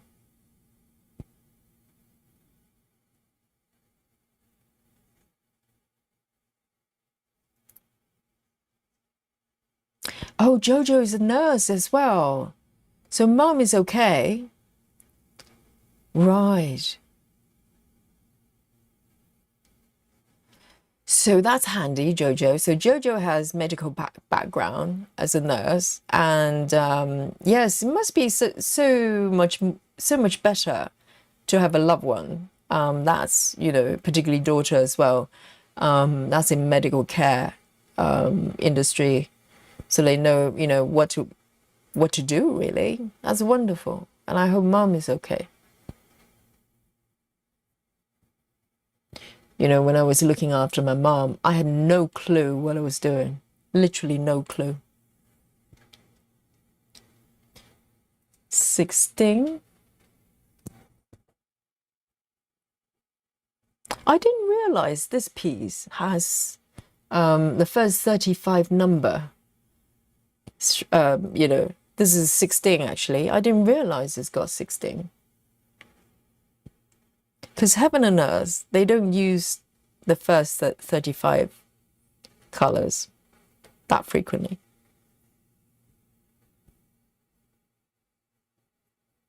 But I'm sure it's important.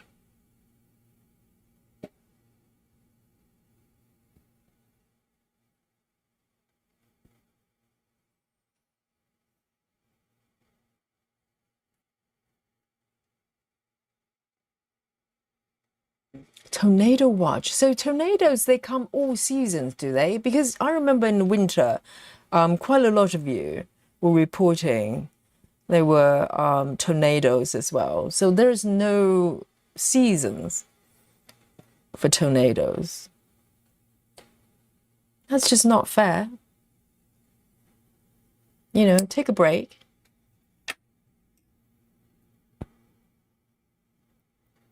I can do this one.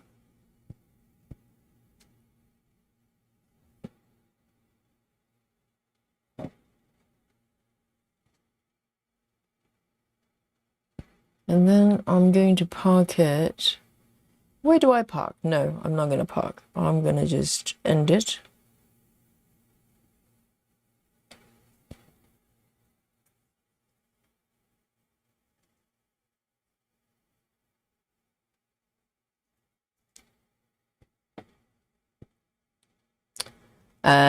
Miss G says the app is for real. I like to think it's real. You know, imagine if there's a translator to translate cats. But I remember, this is years ago though. I remember watching when I was still watching TV. That's a long time ago. But I remember there was a lady who claimed she could speak cat, and she literally just come up with kind of sounded like gibberish and go, "Oh, the cat is saying, you know." She's a little bit anxious about moving to a new house or something. She just made up a lot. Well, I don't know whether she made up, but apparently there's such a language called cat, and some people can speak it.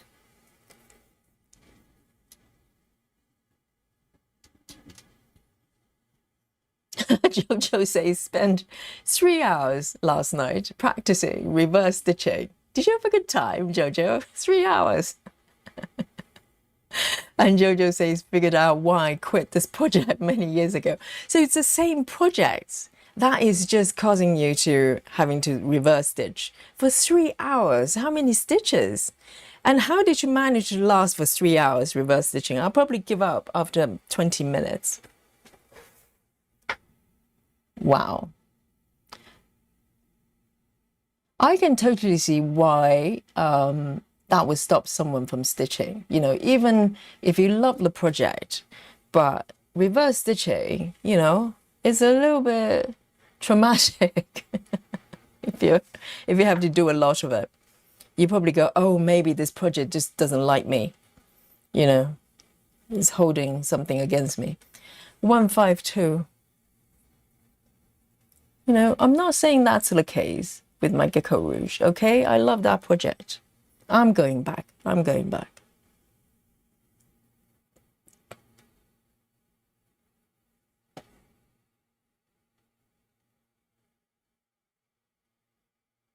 Jojo says the cat translator is pretty funny. Our cat is very sassy. Has anybody ever used the translator? And also, Miss, have you got cats yourself? Do you use the translator? Is it like a iPhone app that you can get? But watching YouTube, I have come across videos of cat owners. They are not using the cat translator or anything like that, but they have these little kind of buttons on the floor that make sounds, and each button they make sound. They kind of speak. How do I describe it? Basically, those sort of random buttons, they look like something that the cats can just walk on, and they make noises. And some of them just pronounce a word, like one might go I, and the other one might go love, and the other one could go food or something like that, and just allow the cats to kind of just walk on top of them and making random composition of sentences. That sounds quite fun. I don't know whether there's any kind of logic to it, or maybe but apparently cats know which one to press, and depends on what they're trying to communicate. I don't know. I don't know if that's the case. It was just random. I wonder if there's a button that says I hate you. I wouldn't have those buttons.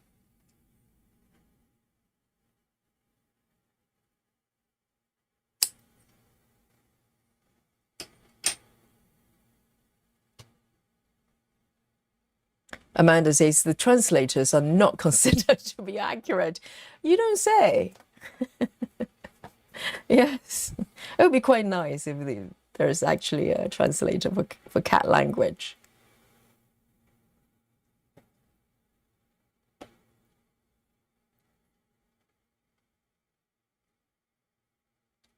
Hi, Chelsea. Great to see you. Are you stitching today? And what are you stitching?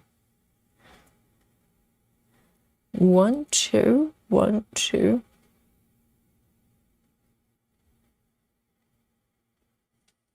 Lona says the cat translator needs to get it through my cat's head to stop walking on my mom's bad leg.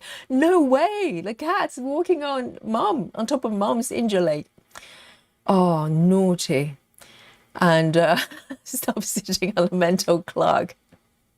Stop knocking over candlesticks. You have candlesticks. And stop lying on my mom's project. Oh, the cat is something against your mom. It looks like. Is there some sort of, some sort of grudges that's unspoken?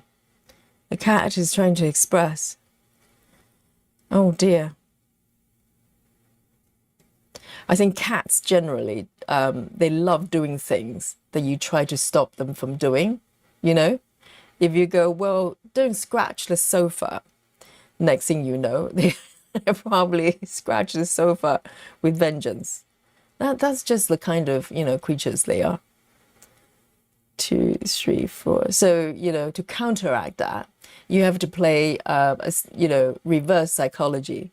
If you want them to not do something, it's kind of just pretend that you don't care. Yes, the sofa is falling apart, but you just look like, oh, I don't mind that. Keep going, have fun, and they will stop doing it. It's a little bit like some people, if you have to use reverse psychology.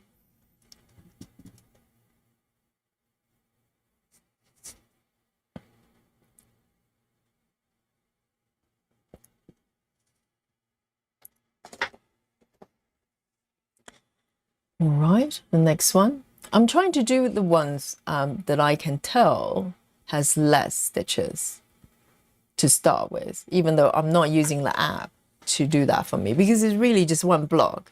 I can visually kind of tell. I think, yes. I think this is a good strategy. 703, 703. 703.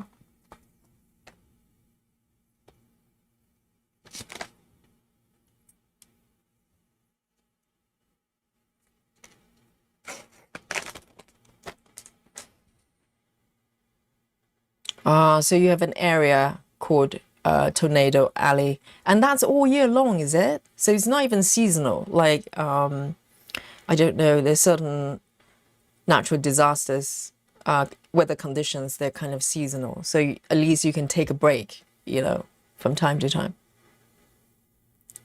Chelsea says, I watch a woman on Facebook whose cat uses buttons with one word on them to communicate.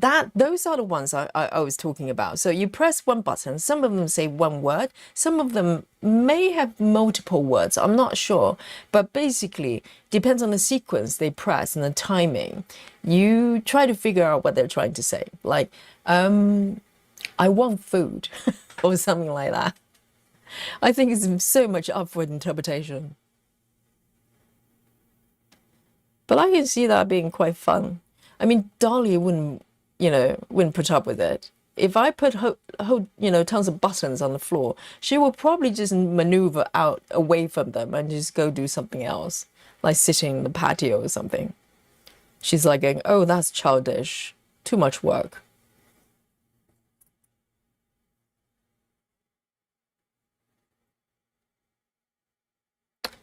And Lavisa says, how many whips do you have, Yogi? Well, I have not counted recently, but I think roughly it's still way under 30, I think. I think I'm maybe 25, 26, something like that, because I've added a couple of new projects recently this year. I've maybe more than a couple. I think I added maybe 4 today, this year. I've got 2 dimensions, right? Maggie and Max. And I've got 2 additional stitches, so beautiful. patterns. I think that's all I've got this year. Unlike some people, you know, some of them, they're way into, you know, maybe 20 additional or 30 additional new projects. And some of them are phantom, okay? Some of them don't even count La Visa. I ask you, that shouldn't be allowed, shouldn't it? Susan says, you love that project, but maybe the project doesn't love you. Oh, Susan. Susan.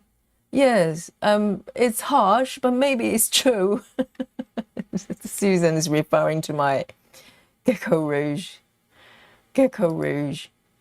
Well, this is the truth I do not want to know. Just like my cats, you know, if I have those buttons, I will not have the word "I hate you," you know, anywhere near the floor. And because I don't want to know, what if Dolly actually hates me? Sometimes, you know, I actually just let her do whatever she wants. So I think she's quite happy. But, you know, sometimes you want to stop your cats from doing certain things, or maybe try to get them to be on a diet or something, and they don't like it, you know. They kind of go, Mummy, you used to be good, but not anymore. I hate you, or something like that. Oh, I'd be heartbroken. I don't want to know. So that's Susan, that's the conversation I will not have with my Gecko Rouge project, okay? Because I don't want to find out. I don't want to know. Miss says we had cats in the past, but I'm allergic to them now. What? You love cats and you're allergic to them? Oh, that would be my worst nightmare.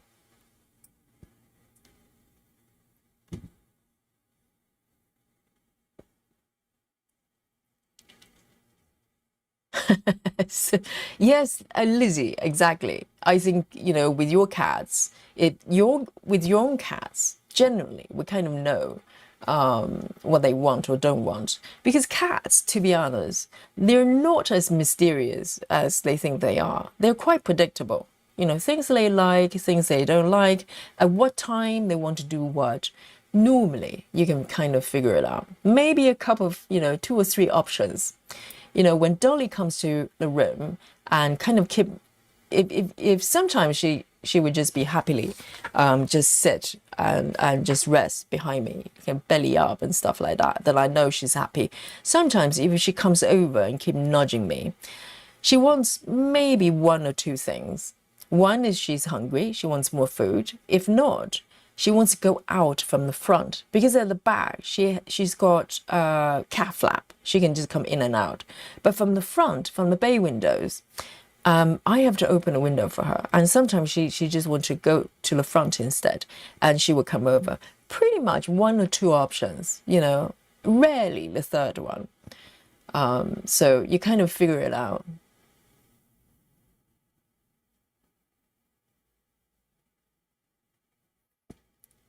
Okay, this one. I think, Suzanne, that was a great tip you've got there.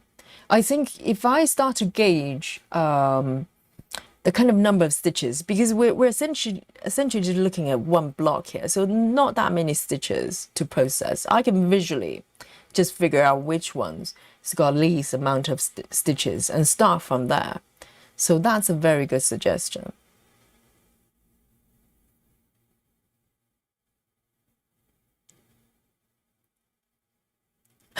Amanda says one cat that doesn't have a mad button uses vacuum to signal she's mad.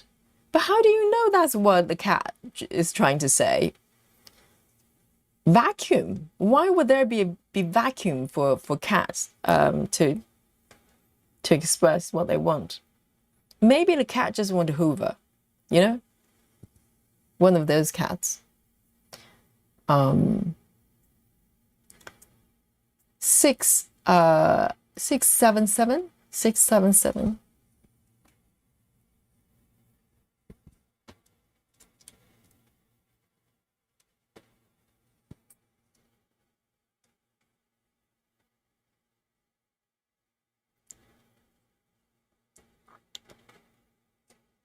Monique says, I want to see a cat or dog using one of those too, Yogi. Yes, I don't know about dogs because dogs can be trained and be suggested quite easily. So I don't know. Dogs, yes, I bet that they can probably do that too. But dogs are even more transparent, aren't they? Dogs are like men, you know, what you see is what you get. If they're happy, they look really, really happy. And when they're mad or sad, they look sad and they look mad. So I think dogs are much easier to figure out what they're thinking. Cats, not so much. Cats, you do have to guess.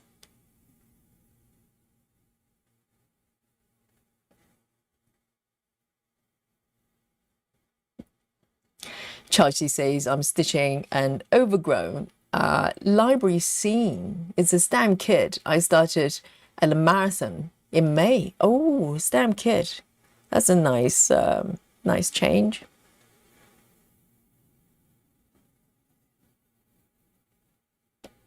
One day I will find a stamp kit I like.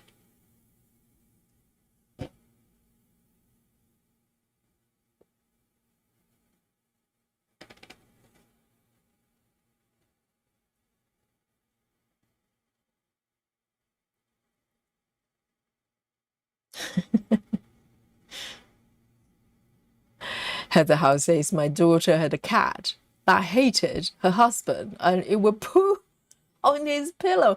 No, really? But how? So the cat knows which pillow belongs to the husband. Oh dear, that is, yeah, the cat is not happy. So the cat is saving up the poo just to make that statement. And how frequent does it happen? Is it daily? It's like daily message. Just in case you didn't get me yesterday, today, you know, I still hate you. There, here goes the poo.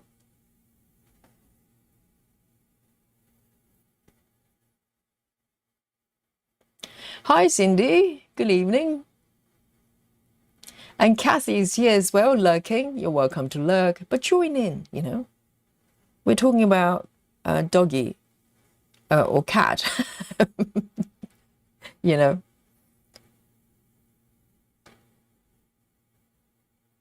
Expressing their feelings. 2.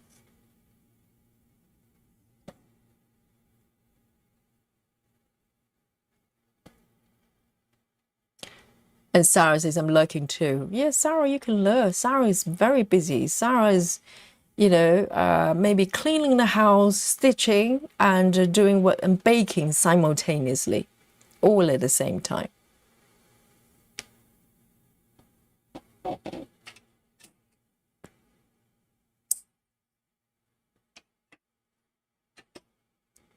Walkaway says, I have 10 whips.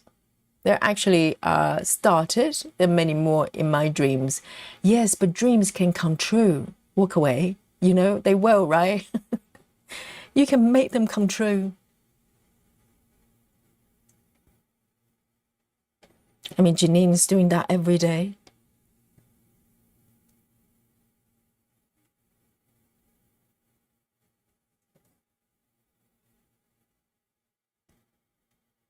Oh, Steve is in the lurker club as well. Yes, Steve can be the leader, the team lead of the lurker club. Great to see you, Steve.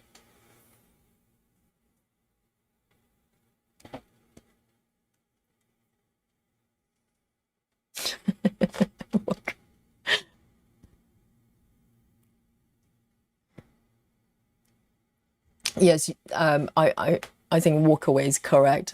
There's a technical problem there. If you unlurk yourself to say you're lurking, technically you're no longer lurking, okay?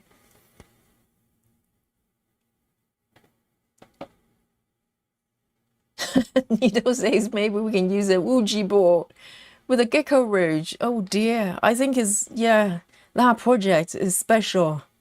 I don't know what's going on with that project.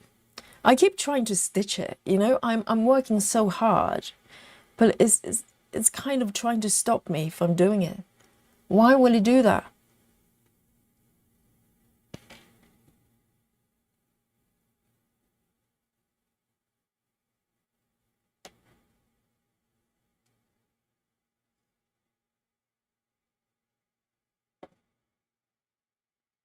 2.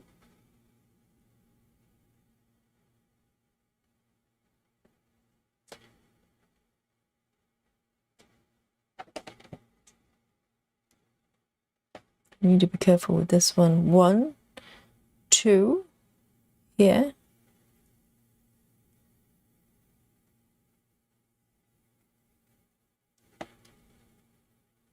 This color is so pale.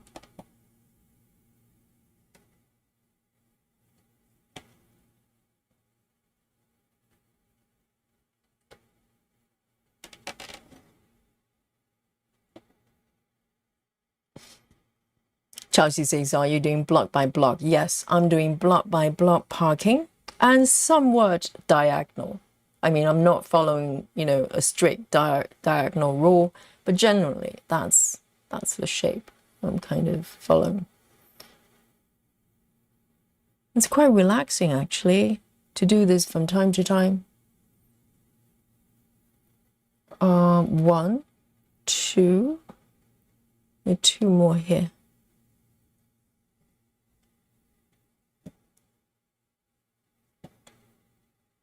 For some reason, this piece wants me to do block by block.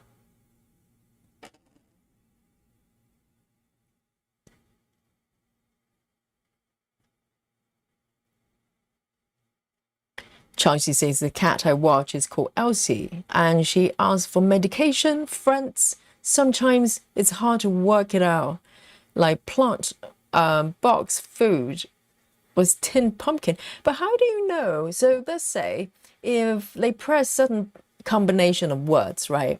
And you go, well, maybe I think the cat is saying this. And for instance, the cat might press fish or I like or whatever. And you go, okay, the cat likes fish, and you give the cat some fish. But majority of the cats like fish. So how do you know? How do you verify the cats are actually, you know, communicated that to you, and you kind of follow an instruction, rather than you're just doing things that cats like or not like? I don't know.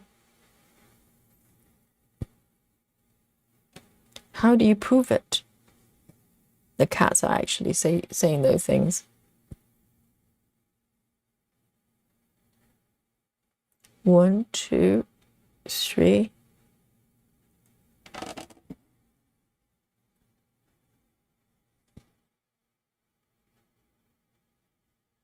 These golden needles are so squeaky.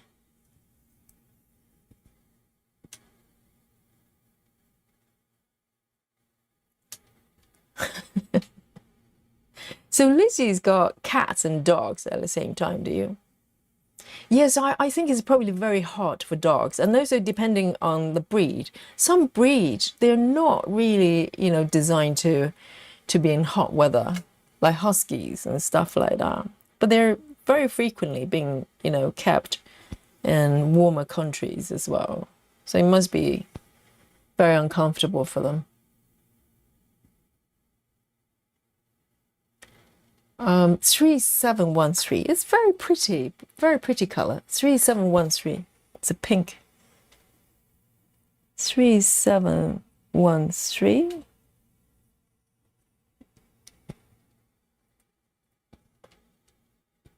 Is it chocolate time, Clara? All right then. Yes, let's have a little bit of chocolate. Let me just do this bit. Just a few stitches here. So this one, can I park? Yes, I can. I am going to park to the right side.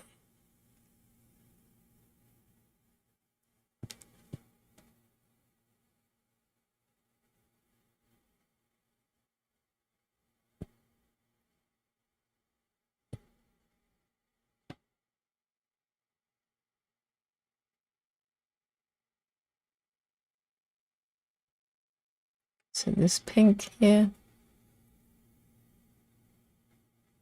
Janine says, I'm mostly lurking. I have very stressful, awful day and didn't even work today. Oh, really? But was on the phone with work all day. Oh, dear.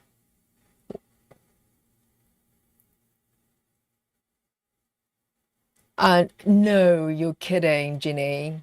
So Ginny says, so Janice has had a stressful day, okay, and then she decided to stitch a block it's got 100 colors in one block. How can you have 100 colors in one block? Does that mean just one stitch for each color? Is that deliberate? Is that part of the design? I don't think you can accidentally create a block that's got 100 colors. And why? 100 colors.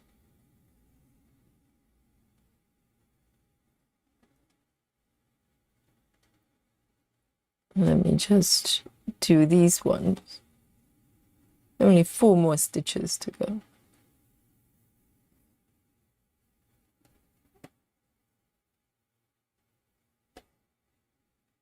I think, you know, anywhere from 30 colors onwards within one block, that's super confetti.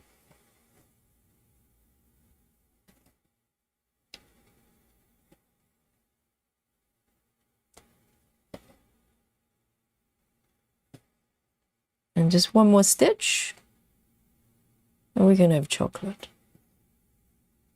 You have to earn it, you know.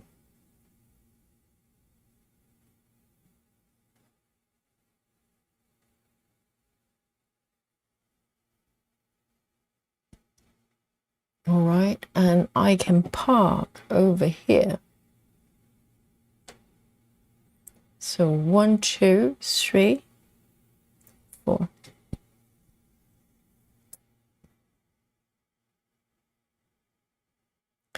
Excellent. We can take a break. Ooh, I'm sweating a little bit less today. I think because the window is open. I noticed today is just a tiny bit, a little bit more, slightly cooler today, but not really. We're still talking about nearly 30 degrees. Chelsea says, it's so hot, I'm melting. Even though I'm being warmer. Being warmer helps my pain levels, makes other symptoms worse. I know, it's just like you fix one thing and you break another thing. Right, let's have a bit of chocolate. Chocolate doesn't break, okay? Chocolate is perfect, so we can have a bit of chocolate. And today, yes, one more time, you guessed it. Giant chocolate button. I'm determined to finish it before I open a new packet. I still got a few going on here.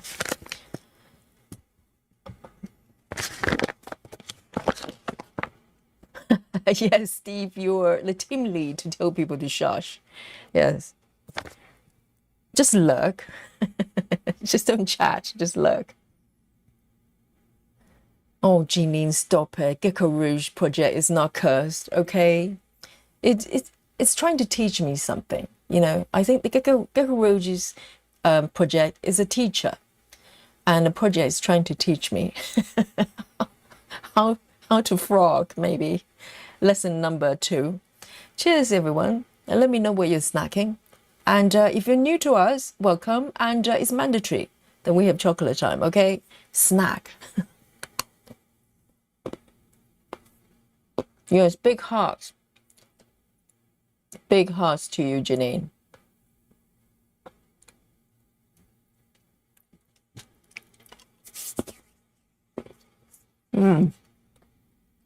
A little bit of chocolate fixes everything. Okay, Janine.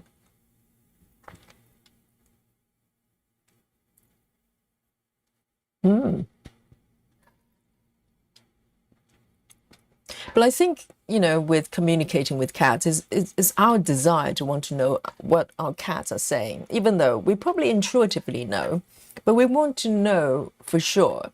And it's fun. Hopefully we don't kind of misunderstand what they're saying. Maybe they're saying they don't want something, but we think they want something. That can be dangerous.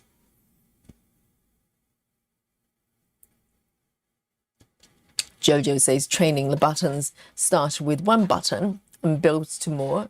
Not sure if cats is trained to the button or own a trained response to the way, to what they perceive. Yes, when I watch those videos, I'm not sure whether any form of training was involved, or maybe they just leapt on the floor and the cats just, press on whatever buttons, and it's kind of fun thing to do. But I think if they're trained to do it, then it probably becomes less accurate, wouldn't you say? Because they probably, well, I don't know if cats can be trained necessarily. They're not like dogs.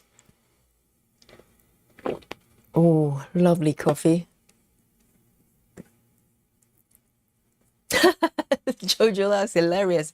Jojo says, in any case, I refuse to give my cats more opportunity to tell me off than they already do. Exactly. They're already ruling the world. What more do they want? Now they want to verbally telling us exactly what to do. I'm with you, Jojo. I like to think I'm the boss, even though I know I'm not.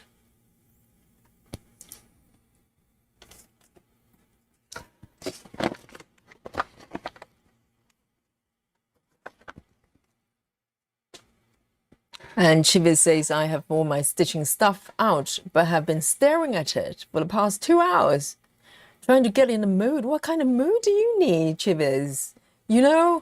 All the stitchers are stitching here. Yogi is stitching. That's not enough to get you in the mood. What does it take? Normally, if I have days that I feel like, I don't know if I want to stitch. If I ever watch someone else stitching, I just want to stitch so much.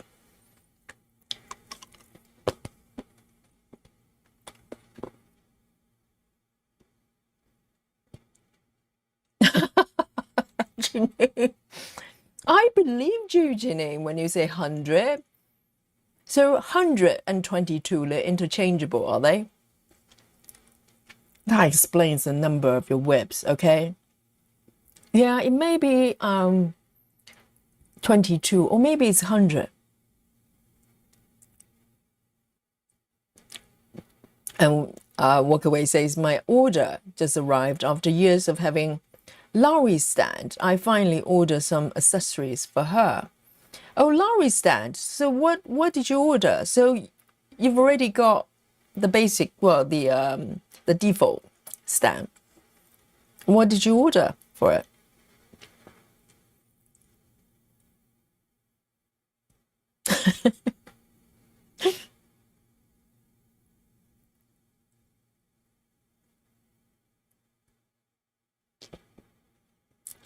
Janine says, I've got some bad news from work. What kind of bad news? Well, you don't have to share. You don't have to share if you don't want to.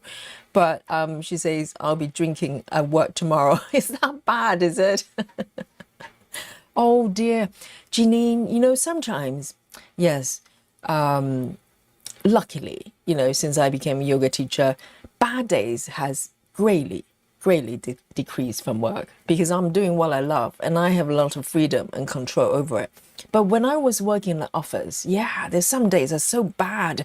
Sometimes it's just like, rubbish bosses or, some sort of psychopathic colleagues or whatever. And, or maybe they have some sort of unreasonable requests and stuff like that. Yeah, some days are very bad. But ultimately, Jeannie, it's only work. It's only work, really. It's not your life. It's only work. So sometimes, step back a little bit. I know it's easy to say, but take a deep breath,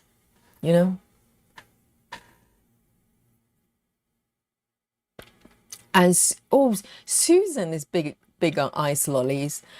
Susan is having Solero ice lolly. Oh, that's classic, isn't it? How wonderful.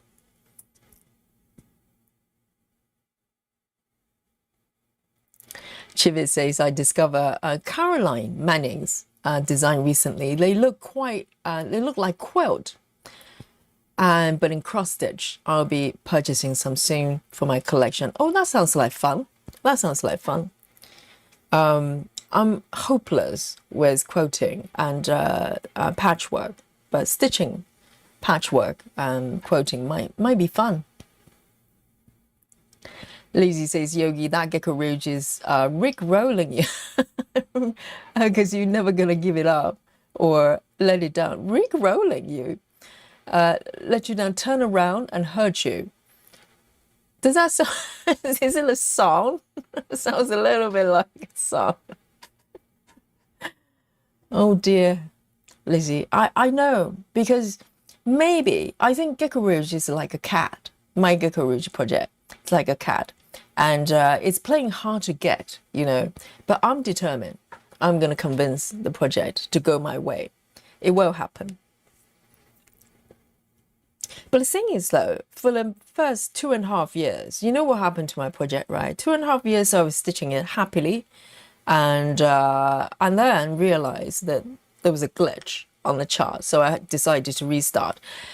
And yeah, so you know, for 2.5 years I was blissfully unaware of the problem, and I was just stitching it like, you know, just normal. I didn't have to frog 2,000 stitches. I think it may be the cross country, even though, yes, I do love my slightly longer distance cross country with this project, because I'm stitching on 28 counts, and 28 counts, I want to cross country. I want to travel a little bit further. And I think that may be the problem, because I'm relatively new for longer distance cross country. So, you know, if you were Nikki, maybe that's not a problem. But if you're Yogi, oh, that can be a big problem.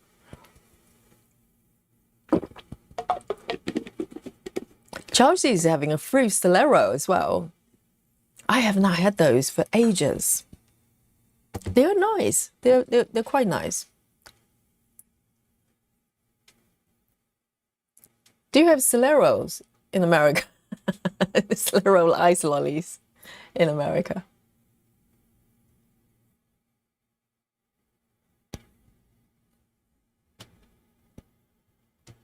Ginny says we're overbooked for this weekend by about 5 reservations, but found out today we have 10 AC units out, which is 20 rooms, and 2 rooms got flooded. Another 4 rooms. What?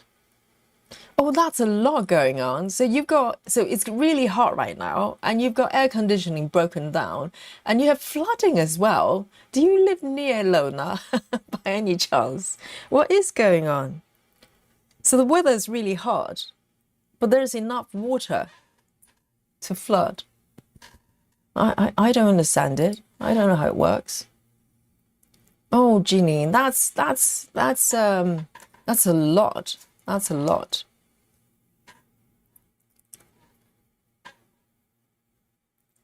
And being a manager, you're probably under a lot of pressure to fix things, right? Oh no, so 25 families have nowhere to stay. So they arrived and realized the accommodations, the rooms are not ready for them. So what happened to them then? Do you have to pay for them to stay in nearby hotels? Oh, that's got to be bad. And they're probably really angry as well. And customer service is so hard because they just, you know, they will say stuff.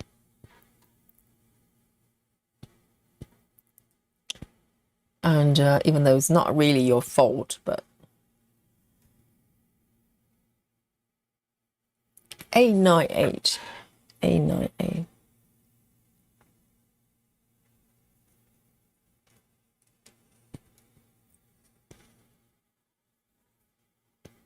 Hi, Rachel. Oh, Rachel is as fit as ever, just came back from the gym. And what kind of cardio do you do? Do you run on treadmill or do you run outside?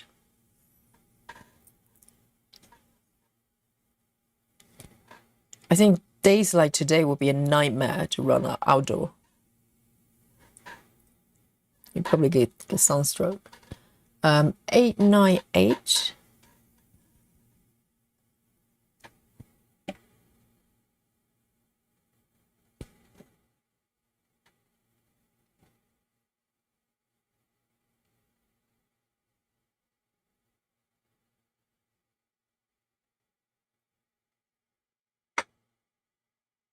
Lizzie says this song by Rick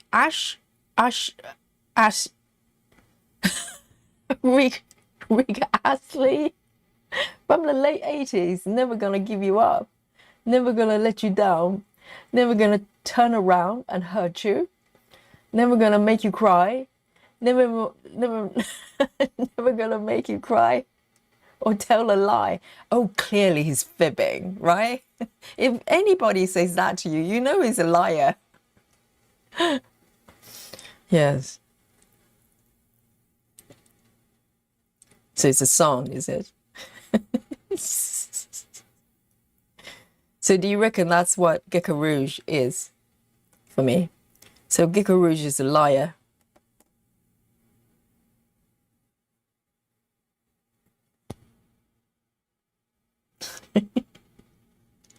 I'm learning so much every day from the chat.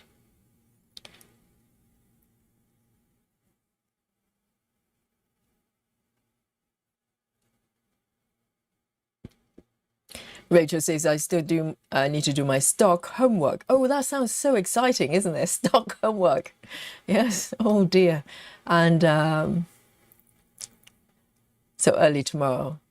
Yes. You need to pace yourself. You're doing a lot, right? You're working out every day, and you've got homework to do. You've got stitching to do. You've got a job. And Rachel's got an Etsy shop as well. I know, talking about, multitasking.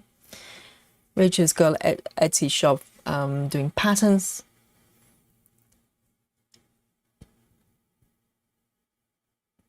Okay, so now I can take care, maybe I can take care of this stitch now.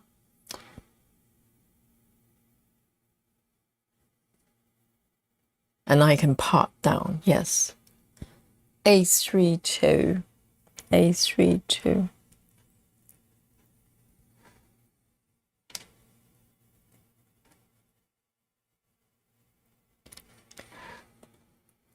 A32. But it's always easier giving advice, isn't it?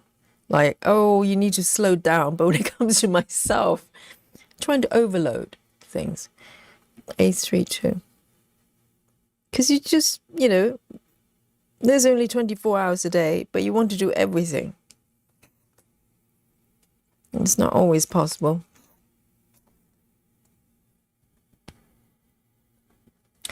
Oh, Walkaway. So Walkaway says, I ordered the long extension bar and the corner clamps. Those are, I've got both of them. Yes, those are the ones I've got as well. And Walkaway says, and the light bar for my Lowry. What's a light bar like? Is it just lighter? Wow.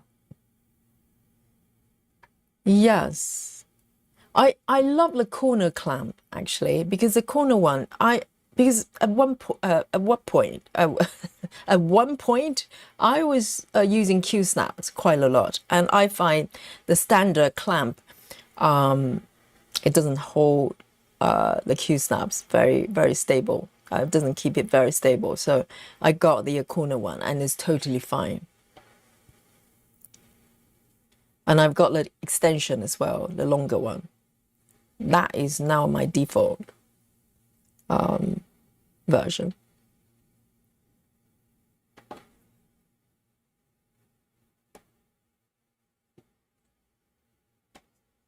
One, and I've got another one, 1, 2.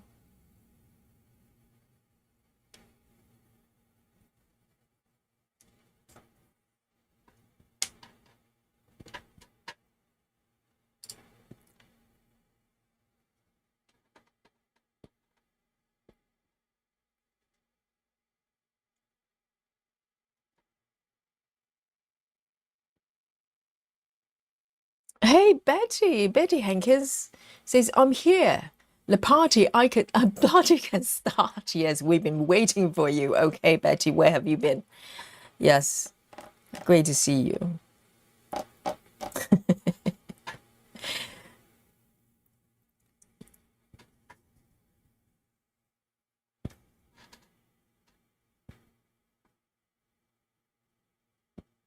That one's done. And this one, you know, I've got one stitch just down here, but with few stitches that goes down to the next block as well. So I might come back to stitch this one when I do this block. You know, I could just do one stitch and park, but you know, I don't have to. So what this block is pretty much done, bar one stitch. So well done me. I started from 0. It was a clean block. So I'm going to move to the next block, to the right.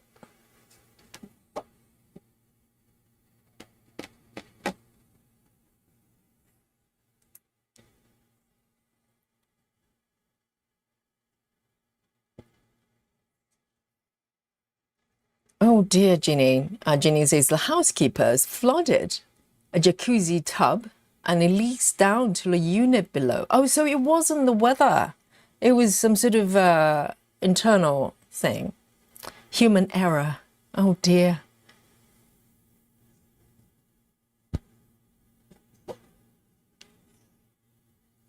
Okay, I'm moving on to this new block. Very exciting. I always like it when I start a new block. It's a new beginning.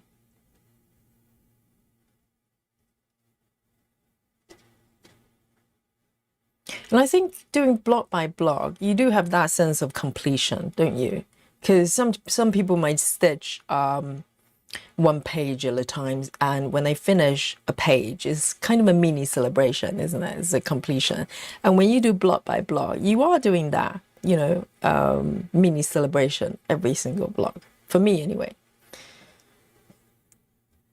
And it's 100 stitches. It's not too shabby.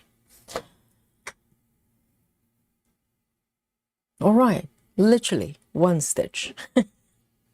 Hello.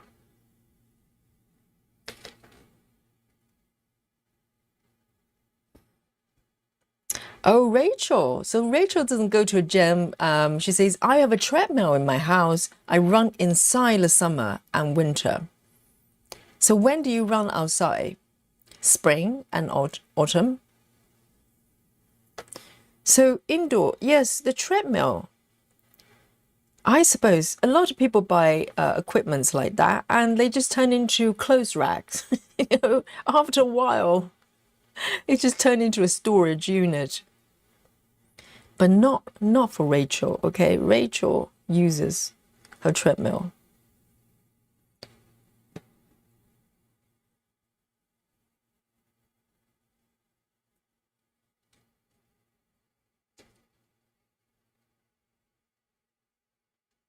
I'm gonna park it here, just one stitch.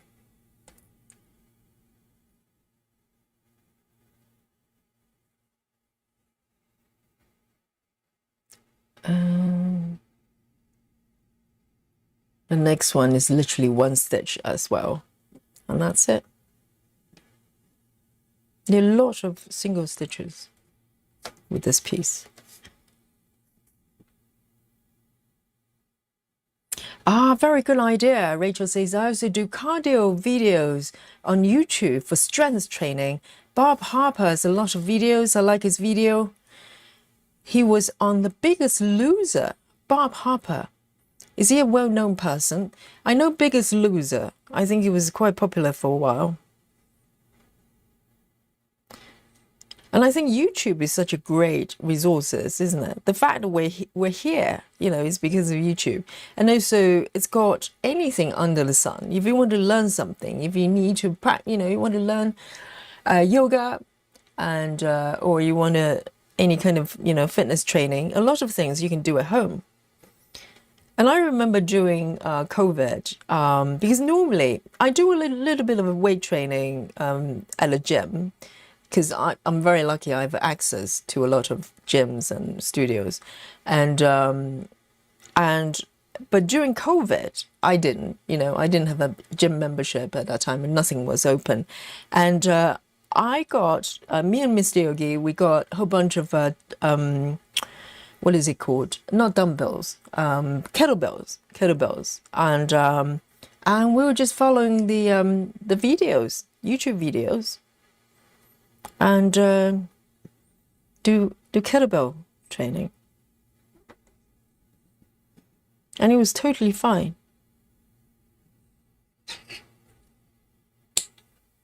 We're very lucky at the time that you know, because of the internet and platforms like YouTube and stuff like that, we have a lot more options and also a lot of freedom. You know, imagine if you know, back in those days when you had to go to a gym for a fitness class, and you know, whereas now you have the resources for free everywhere on YouTube. You can do whatever you want. You can learn all sorts of things, you know, for free.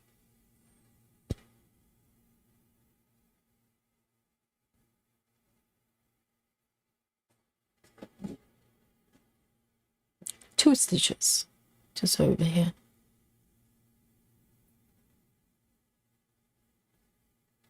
Susan. So Susan's theory about my gecko roach situation is she says, I think it all stems from you insisting the cottage was the evil crab. Oh, it is a crab, whether it's evil or not. I'm you know, I'm keeping an open mind, but it doesn't look very friendly, does it?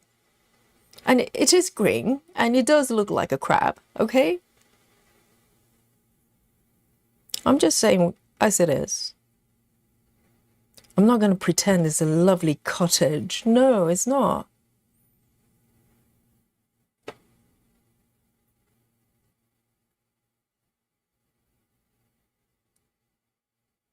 Oh dear, this one doesn't want me to thread. There you go. Just 2 stitches. I don't want to have to bring in a new strand. Just 2 stitches.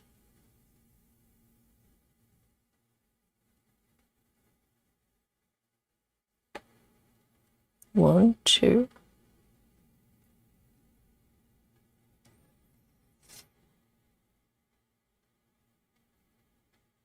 Oh, light bar as in light. Not light in weight. Yes. All right then. Then I know what it is. I thought it was just a lighter version of the bar.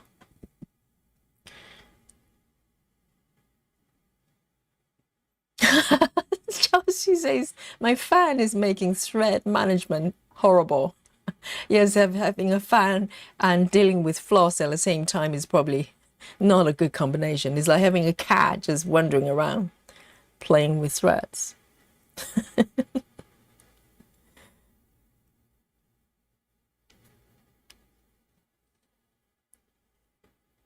All right, just 2 stitches here.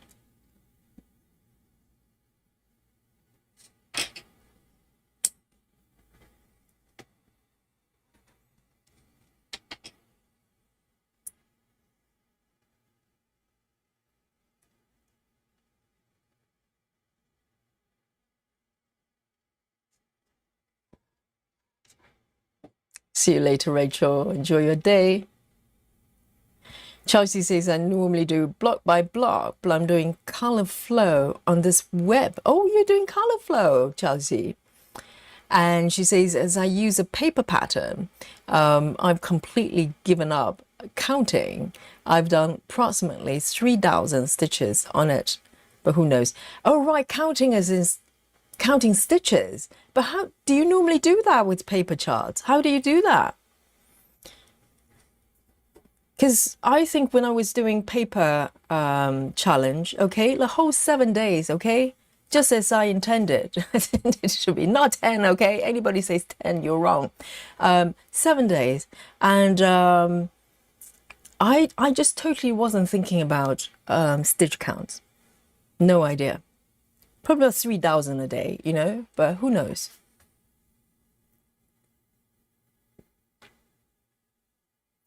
Sidri 99, I hope you enjoy stitching the sun or whatever you were doing. The socks. Our champion. I root for you.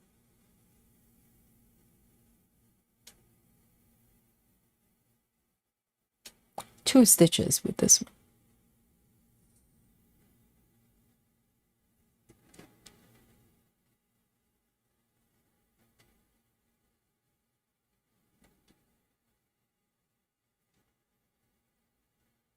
Oh, that one's done. I forgot to mark it. So here we go, that one.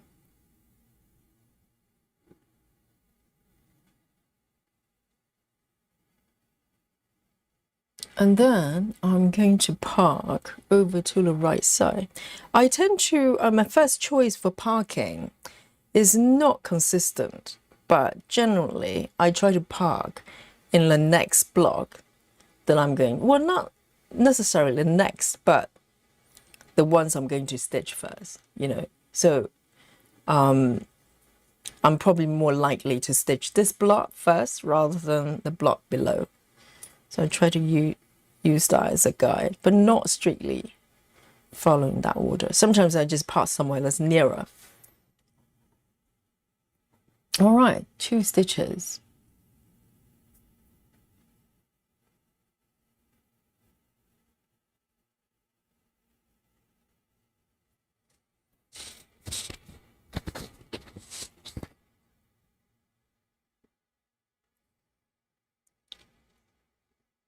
Chelsea says it's easy if you're doing block by block. I'll finish a block before finishing for the night. I keep a log of all my webs. Yes, indeed. If you're doing block by block, it's easier. That is true. If you're doing cross country, not really. Okay, so this one I am going to do.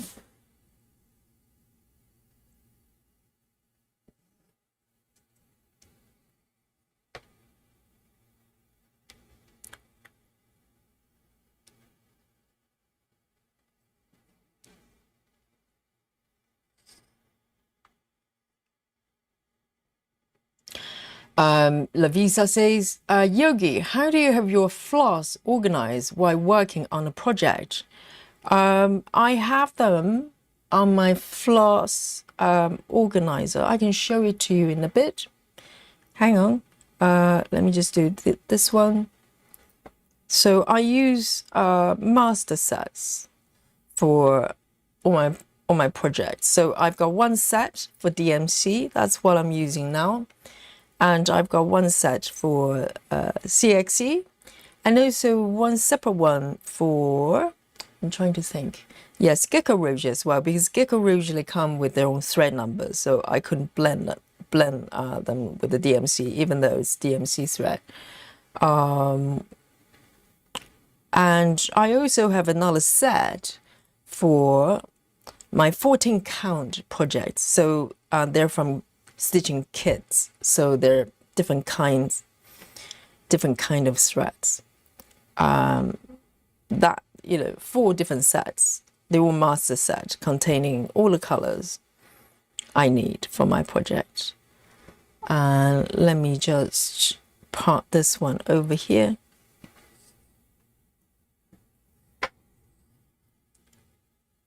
And I'll show you my organizer in a bit. Let me just do these ones. And zoom out a little bit. And just for those of you, if you're wondering about my thread organizer, it looks like this. So it looks like a book. So let me see if I can zoom out a little bit more. So maybe I can move this away so you can see better. So yes, this is my organizer. This is the entire master set for my DMC. So as you can see, so I've got these floss cards. I printed them out myself, and just place a piece of felt on top of each card. Sorry, there's some Dolly's hair here. And so I use this piece as to dot my threads or needles. Some of them have needles, some of them only threads. So it's quite easy to, you can just thread through. And the whole thing, I don't have every single color, okay? So for DMC, you've got over 500 colors. I don't need all of them. I kind of organize into some need to know basis. So I only top up as I go. So I only have threads that I'm actually using for my projects. So I use them like a book. At the bottom, I've got this wrapper here just to protect the remaining bits and the dangling bits. And the rest is ordered from 1 to the last number. So normally I just place them on the, beside me, and I just flip them through like a book until I find a color. It's very easy to figure out because it's based on numbers. And I just pull one strand out, and that's it, and I pull it aside. So it's quite light. I think you can probably travel with this. So it's really light, and yeah, I rarely need to top up, but occasionally it happens.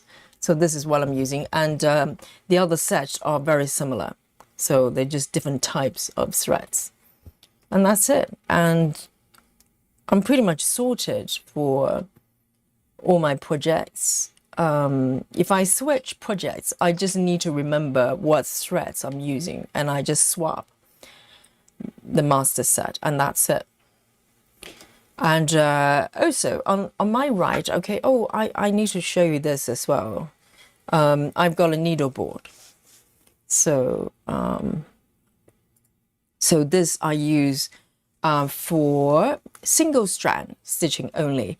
So I've got a board for DMC. This is for DMC, so it contains all the numbers within DMC. And I've got another board for CXC as well, and also one for Gecko Rouge.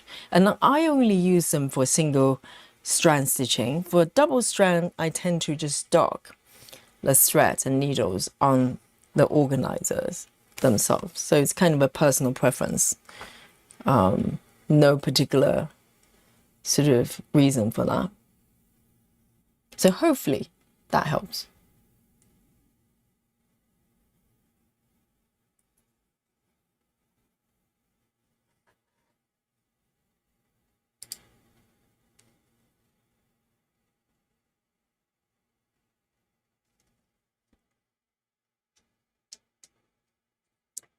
Lavisa says that's really clever. You also don't have to spend time kitting up now down. Yes, that's pretty much like the key reason I wanted to have master set, because in the very beginning, when I have like 1 or 2 or maybe up to 4 projects, 3 or 4 projects, I had separate sets, and then it dawned on me, and I was thinking, why am I doing this? Because first of all, it's very hard to gauge how much floss I've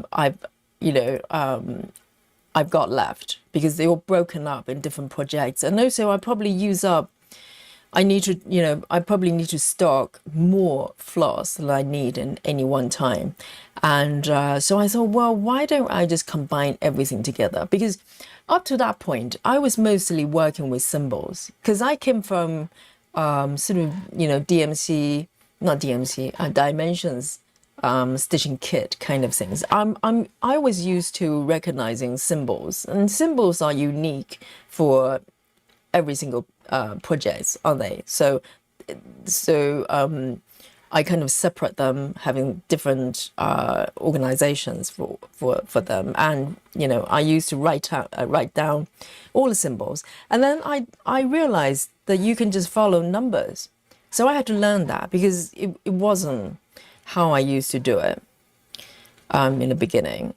And once I started using numbers primarily, symbols just become meaningless. It doesn't matter. I'm just using it on my chart when I'm stitching. So by organizing everything with numbers, it makes sense. Just combine everything together, because there were times, I remember there were occasions that I used the wrong set. I used the wrong set for the wrong project, and sometimes they have common symbols. So there were occasions that I stitched the wrong colors, because I was grabbing one set thinking it was the other, and they have the same symbols. So yes, it became a problem. So life has become a lot easier, because now I can just start a new project. I don't have to think about it. I just need to know which thread I'm going to be using, and I just grab it. I can start, and if I come across threads I don't have, and I just top it up as I go. That's it.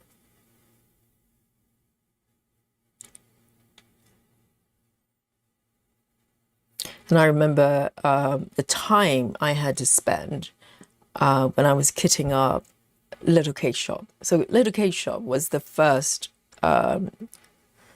max color project I had, which is 240 colors. And it took me days literally, to kit up that project. And now I don't have to do that.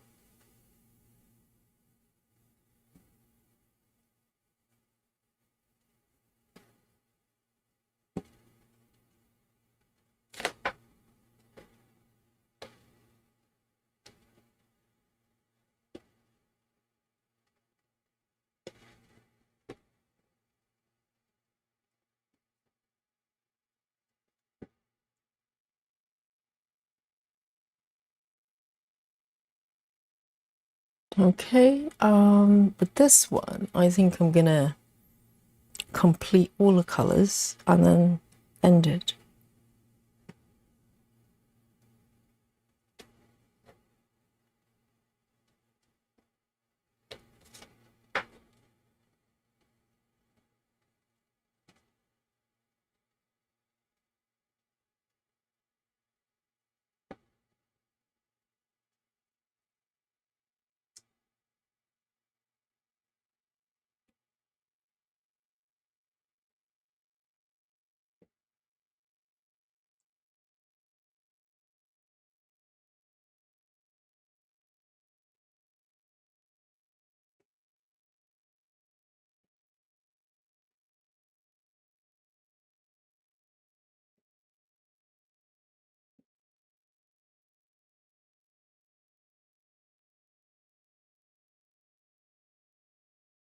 I feel a little bit of breeze coming through.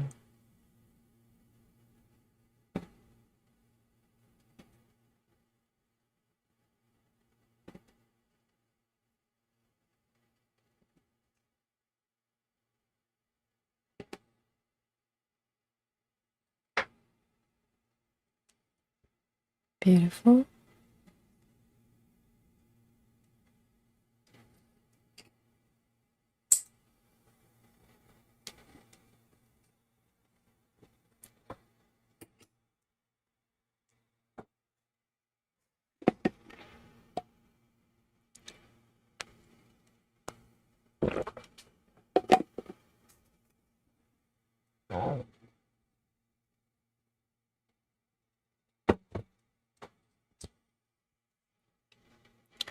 Lavisa says I may have to try some sort of version that combines the perks of both if I can find one.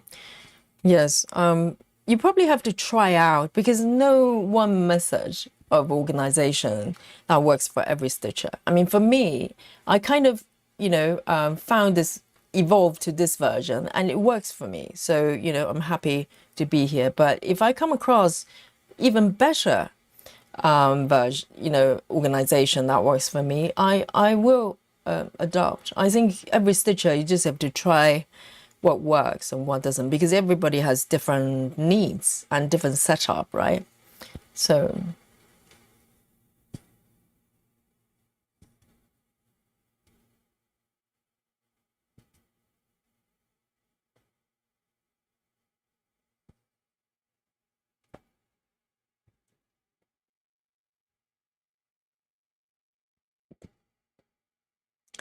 Ginny says, I have a couple of whips that are kitted up so I can take them on the go. Otherwise, I work from my master set.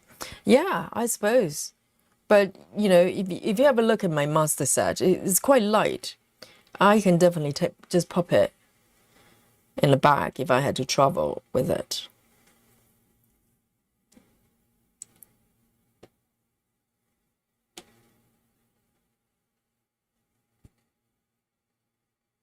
But kitting up is exciting, but at the same time quite frustrating. It can be, because it takes a long time.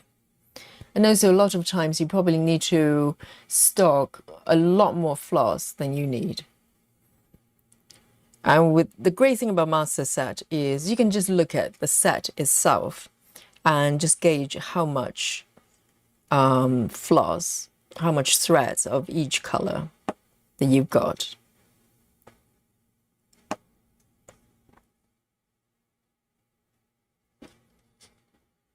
A32. Oh dear. Okay, A32. I'm gonna end this one. A32.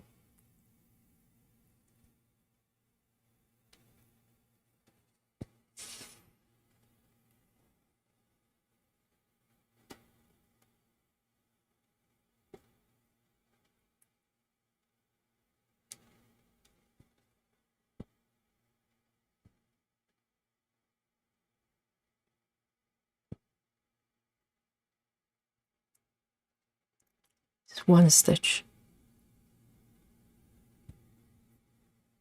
And this pink bunch of flowers, I've been trying to complete it maybe for like a year. It just takes time.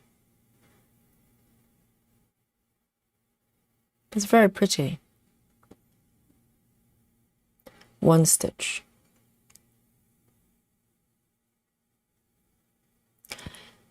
Lavisa says, I don't really travel much, but it has to be easy to move between the couch and the bedroom. That's traveling, Lavisa. Not long distance, but it's traveling. You know, you maybe it's quite far away between your couches. And Lavisa says, I'm still pretty new to stitching, so I don't have many webs or a lot of floss. I think if you only have like, you know, 2 or 3, maybe you can have them separate. It's not too bad because, you know, each project will last you for a long, long time and you only have 2 or 3. But Lavisa, you know what happens when people join us here in this group? Within weeks, magically, the number of webs just keeps increasing. I don't know how it works, but it's a phenomenon that a lot of stitchers here can probably identify with. So I think if you have more than, I don't know, 3, you probably want to start thinking about master set. But if you only have 1 or 2, it doesn't matter. Chelsea says, I really want a master set, but I can't afford it at the moment. I think master set basically means that consolidation of all the floss you already have. So you don't need to top up the colors unnecessarily. Because, for instance, so with Chelsea, I don't know how many projects you have that you use DMC, for instance. I think the concept of master set is basically just combining whatever you've got, you know, the same type of threads for different projects together. That's it. So master set for me could be, I don't know, 350 colors out of 500. For some people, maybe 120 or less.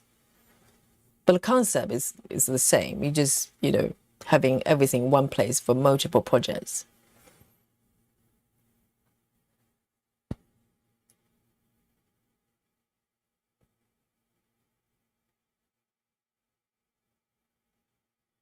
All right, 677.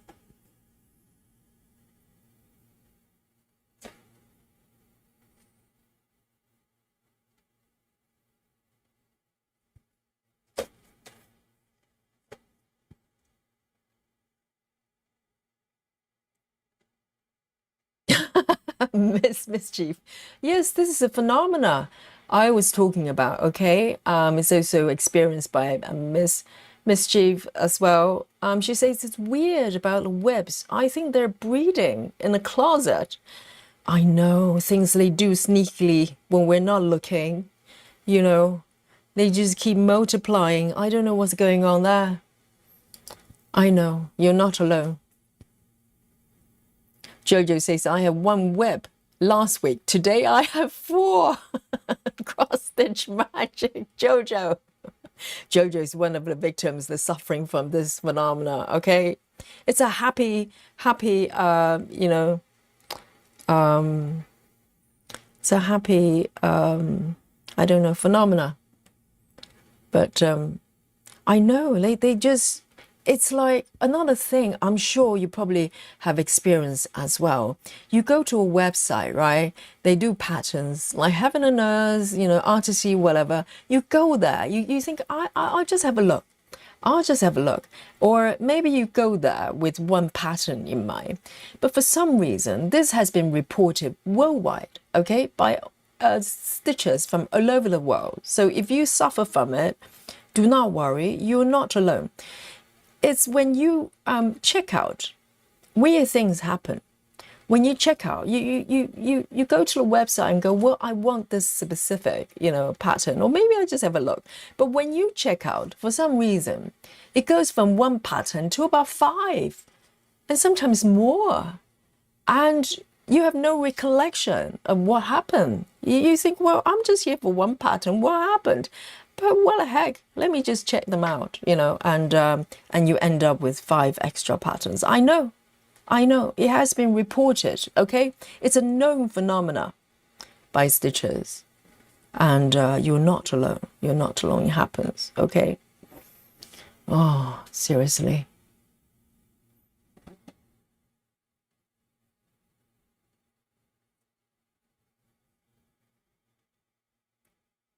Chelsea says, I started with 1 join yogi. I've got 6 starts and 2 finishes. There you go.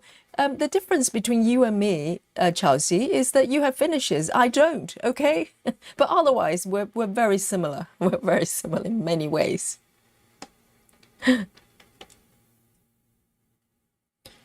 I know, things just happen. It's not you, Chelsea. We have no control over it, all right?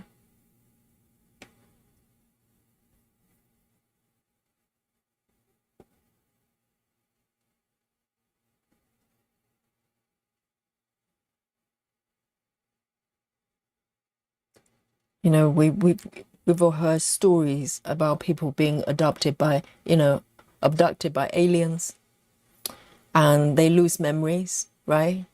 Time disappears. It's a little bit like that. It's not you.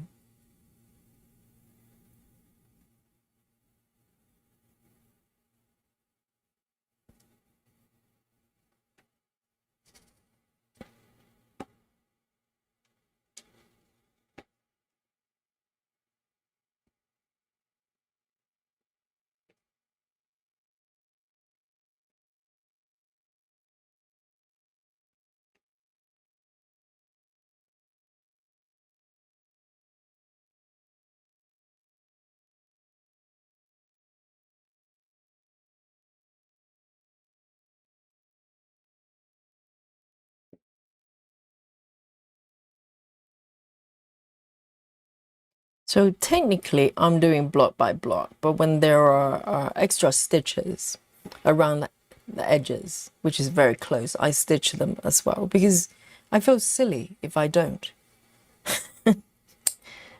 Sometimes you kind of make a point of, you know, having a hard stop by the edges, but why? There's no reason.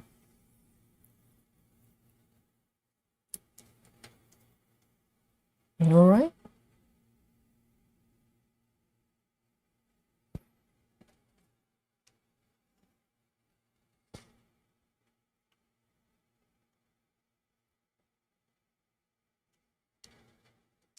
Six, 2.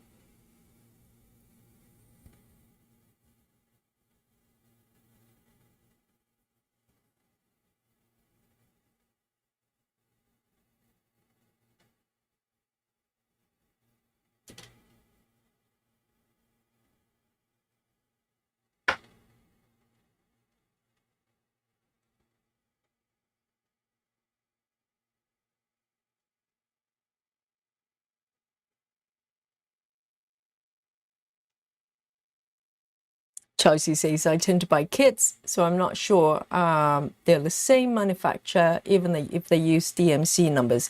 Yes, I think if you have kits, this is a different deal. With kits, if you're doing kits, then they need to be separate. Unless you're like me, I've got 4 kits from the same company. So I do combine them into one master set. But otherwise, yes, you probably can't do that.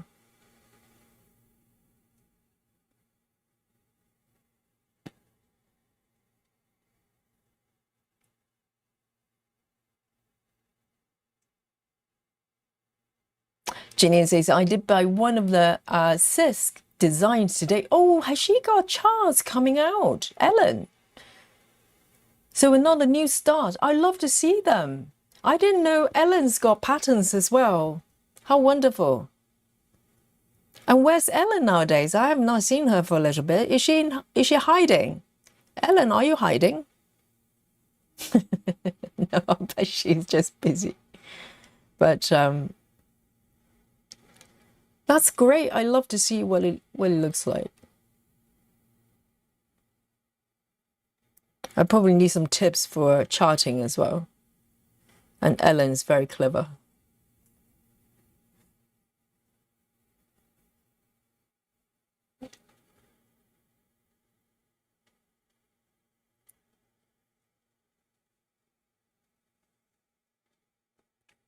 Jojo says, I also have quotes, EPP, and applique webs. I used to do quite a lot of applique, actually. By a lot, I mean like 3 projects.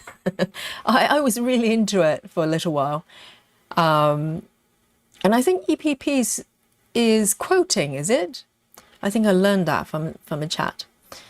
And Jojo says, I need to live to 150 to use up the fabric and threads. I know, that's all of us. All of us have to be vampires, okay? We have to live for at least 500 years, minimum. Some of you probably need to live longer than that. And Travis, hello. Applique is fun because what I love about it, if you, I think it's probably common knowledge, right? It's you basically use scraps of fabrics, like any type of fabrics left over, and you can just start to compose pictures, whatever it is, like design, and it's quite freeing, and they come out quite sweet. I like it. I have not done it for ages and ages. All my time is dedicated to stitching. It's a rabbit hole. All right, this one, I'm going to park it over to the right side here.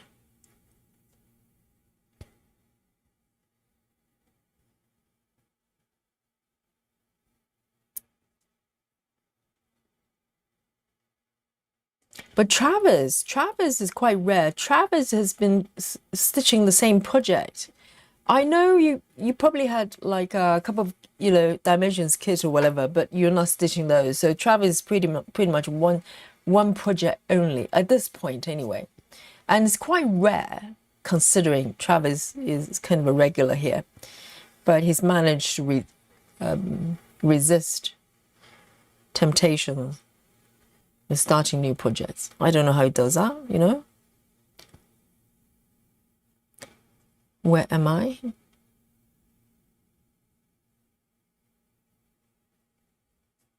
I can't find a block I'm stitching. Why does it look different? It looks totally different. Oh, there. Oh, dear. For some reason, I was looking at a completely different block. Why am I looking at this block? Am I not stitching this block? What am I doing? I think something happened. Something happened. I think. Oh, I see. Okay. I got totally disorientated.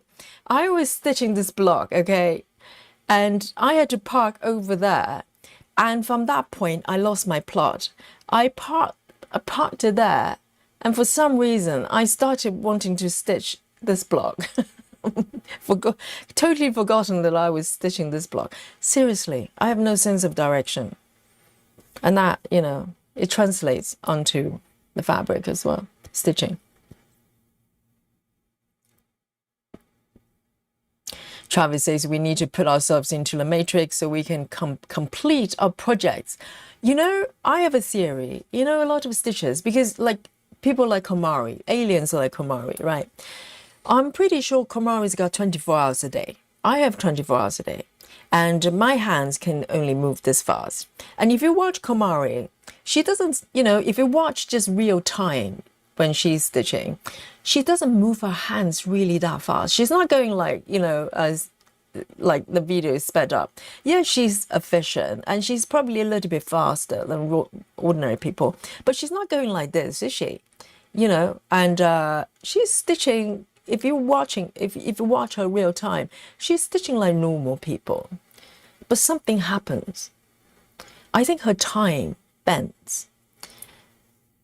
Her 1 second turns into 10. I think she's probably have, you know, her time is probably slowed down in you know, whatever way, I don't know. And even though she's seemingly stitching in a relatively normal manner, but she ends up with a lot more stitches, far more stitches than ordinary people. That's my theory, because there's no way, you know, sometimes I watch her, I say, well, she's stitching like me, one leg at a time, isn't it? How else do you do it? And sometimes she spends a lot of time threading as well. I can probably thread faster than Komari. There are not many things I can do that I can claim that I'm faster than Komari, but I think threading, I'm probably faster. But still, the ungodly amount of speed that she's stitching, I don't know how it happens. So this is my theory. I think for some stitches, time and space literally warp and bend. They're matrix in some kind. And so, you know, for normal people like me, 200 stitches a good day. For her, 2,000. There you go. That's my theory right there, okay? It's not me. I just have not found the wormhole or whatever it is the Komari is in. I just need to find it, okay? I'll keep looking. I'll look into the drawers. Travis says she has strength of will. You came so close so many times, Travis. I was so convinced you were going to get a new project. You know, when you were talking about the animal kingdom, I was so sure you're going to do it. And also when you're talking about having a new Pokemon project, I was so sure you're going to do it. But you have not done it, have you? I don't know how you do it. I wouldn't be able to, you know, control myself. If I want it, I want it.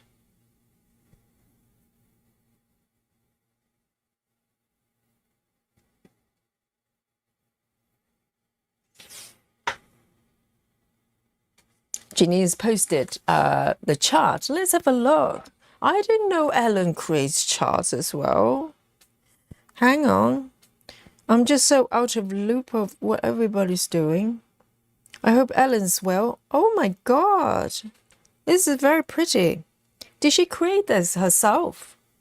Is it her own artwork? Oh, look at this. I didn't know she was an artist. This is Ellen's stitches, right? It's her chart. A little frogs and little birdies and squirrels as well. All the things we love. It's a magical meeting, MC. So what happens? So the pattern ends here, or is the text part of the pattern as well? Wow, a lot of like gold colors. That's very pretty, Ellen, if you're watching.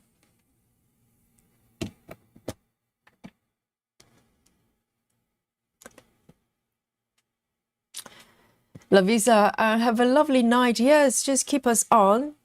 And we will keep you company to the dreamland. It was great to talk to you. Miss Mischief, I'm in the wrong wormhole. Same here. I'm not even sure if I'm in one of the holes. I need to find it. And, you know, I need to be in whichever wormhole that's available right now.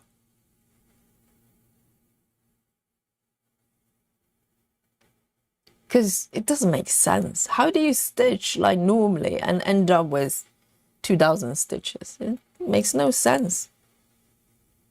So I think something's up, okay? It's my theory.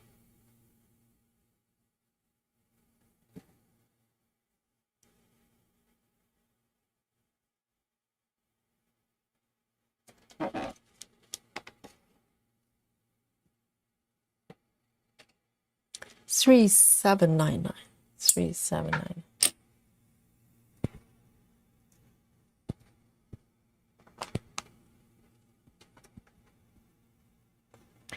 $3,799.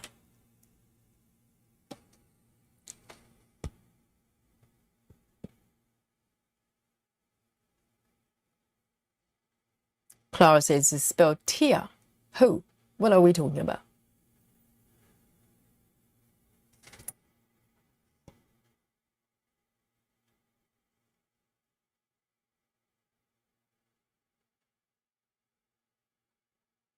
Travis says, Tia says, said once I finish. Oh, right. You were talking about why Travis is not getting a new whip.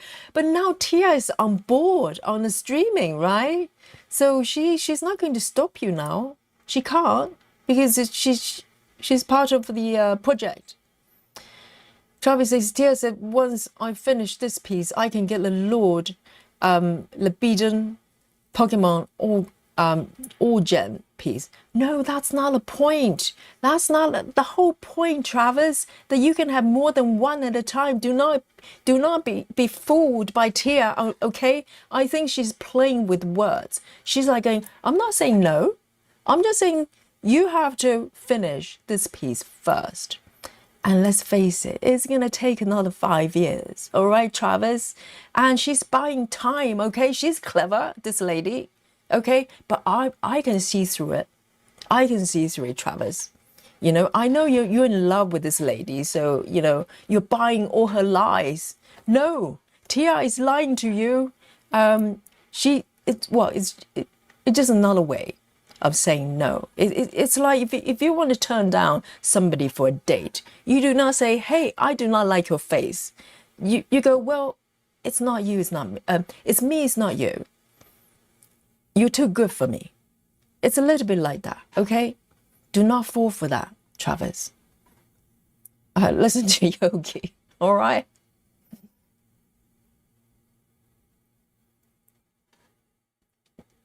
Ginny says, her own artwork charted herself. Wow. AI. Oh, right. So is it AI created artwork or AI charted artwork? I don't know. Can you chart it with AI?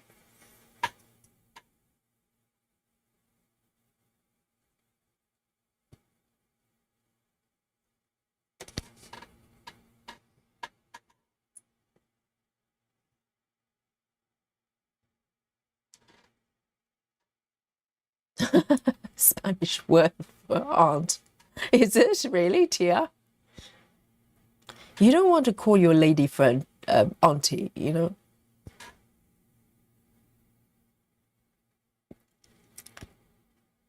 Amanda says, why does Tia get to decide how many projects you have?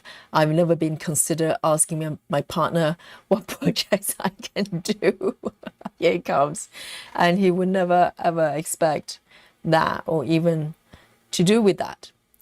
Well, I don't know. Is it to do with budget? Do you have to like get permission to, because I don't know how expensive it would be if you start a new project.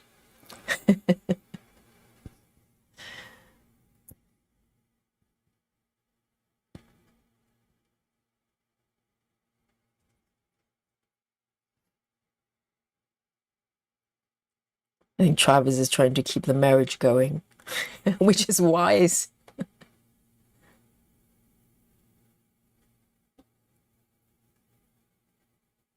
Oh, Janine says no, the artwork is AI. Wow. Okay.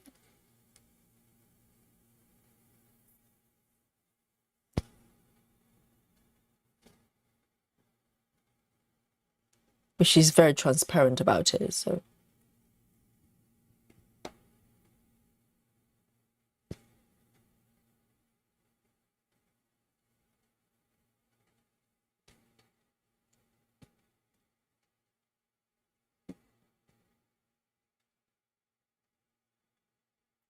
And with this one, I think I'm going to maybe end it.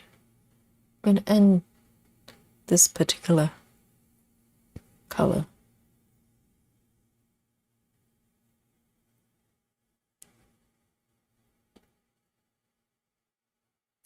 Yes, fair enough, Travis. Travis says lack of space in Marek. But how much space do you need though?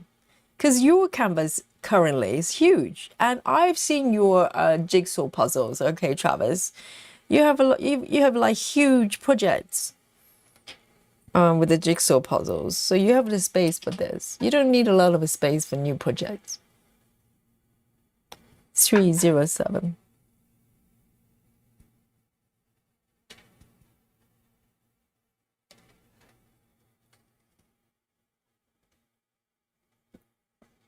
Jojo says, my husband says, if it makes you happy, then you buy it. He's a whip enabler. Oh, I like that. He's a keeper, isn't that, Jojo? Yes, there are different types of partners, right?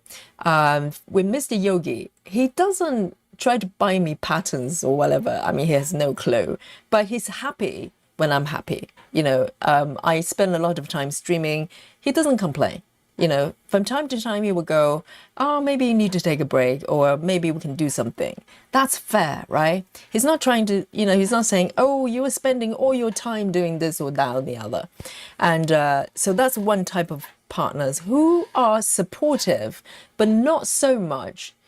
He doesn't bend over backwards doing stuff, to support my hobby, my hobby. And but there's a second level, okay? One level up is like Jojo's husband, where they actively go, well, why don't you buy this one? If it makes you happy, buy this one.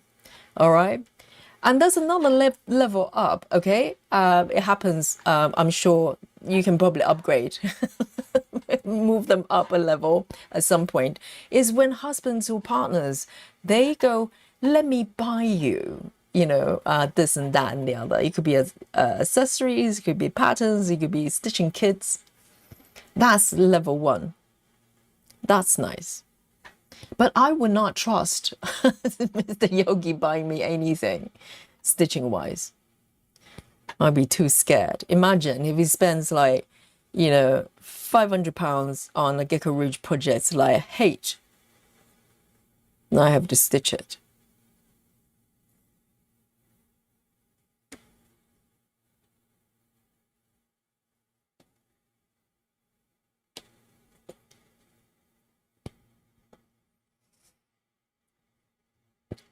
Amanda says everybody should get their own spending money each month and to do whatever they want with, save, spend, whatever, even if it's only a couple bucks.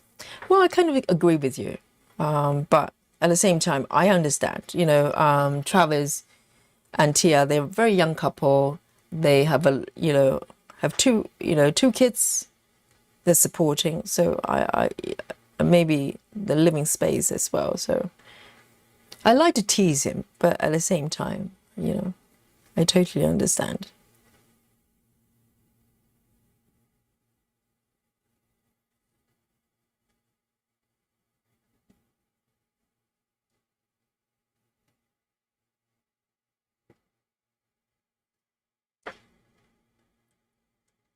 Jeanine says, I give my husband an allowance.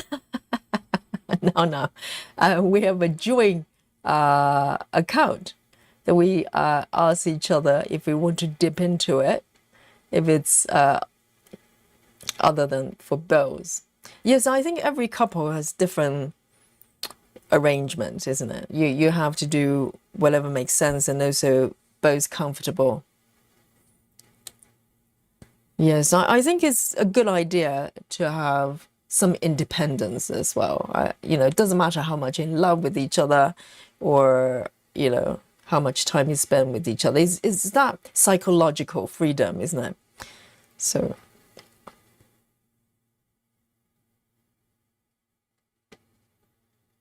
1, 2, 3, 4. Oh dear, I'm parking really far away, but I'm going to park. 1, 2, 3, 4.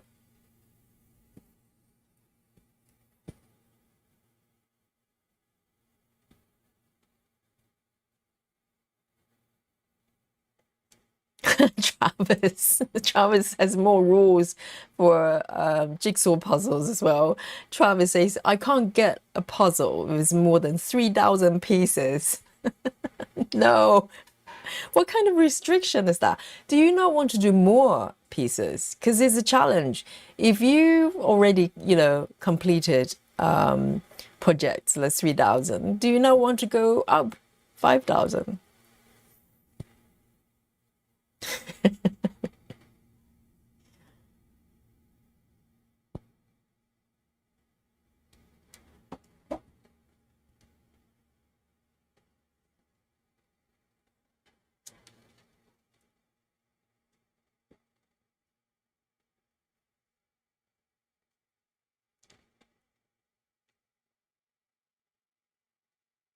Oh, Chelsea's got a lot of stitching kits though.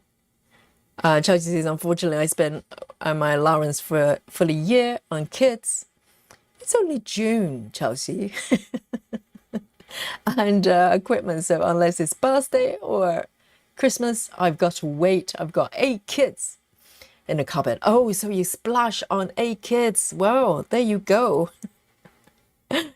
Yes. So what happens if there are, new kits or whatever patterns you come across, you just absolutely have to have? Do you have to wait till next year?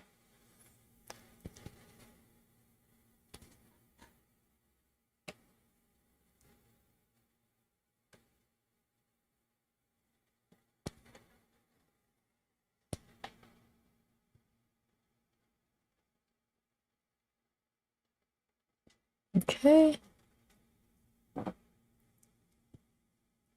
Clara, that's quite true. Clara says it's not a hobby, it's an addiction, Yogi. I love to see your face when you said this. Clara says, I'm addicted to cross stitching and buying charts. Well, it's a very healthy addiction, considering there's so many things that's, detrimental to one's health.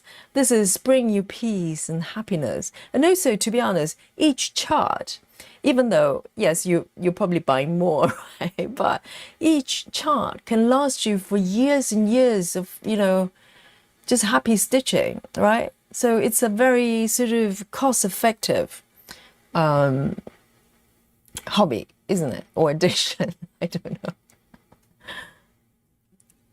Absolutely. I think it's a very healthy addiction. Just like fitness, if you're addicted to keeping fit, for instance, that's a really nice addiction as well.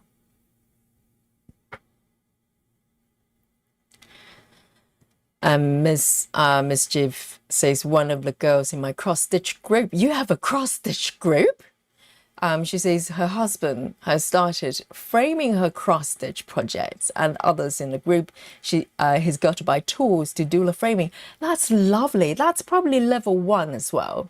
It's between 1 and 2, right? When you're proactively, he's not enabling, but he's pretty much saying, I love what you're doing, and I'm gonna, support you, and I'm gonna help you to frame your work as well. That's kind of, close to level 1.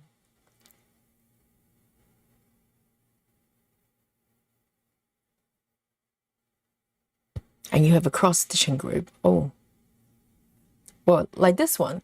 This one, we're here. Cross all time zones, cross countries. We're here.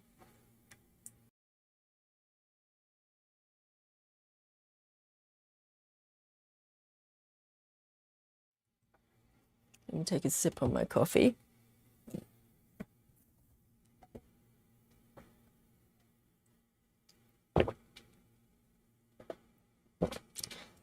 Yes, absolutely, Amanda. We'll probably have to, sorry about that. I've got a frog in my throat.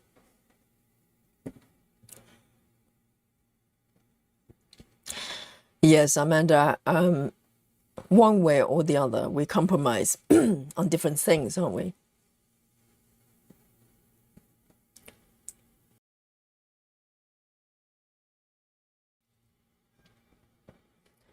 Hello, Dolly. Oh, what's that pitiful, pitiful meow? How are you doing today? Dolly, just come in.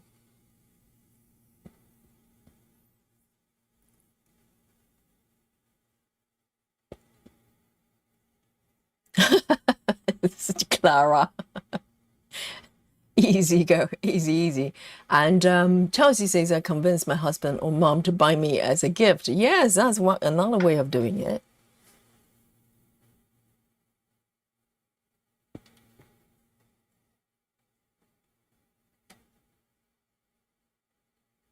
Because sometimes when people buy gifts for others, they don't know what to buy. So they basically ask the person and go, well, you know, what can I get you?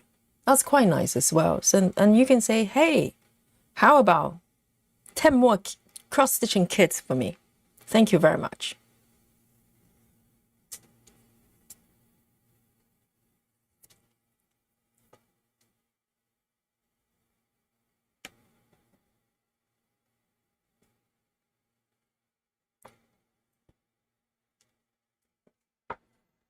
All right, I'm going to part this one.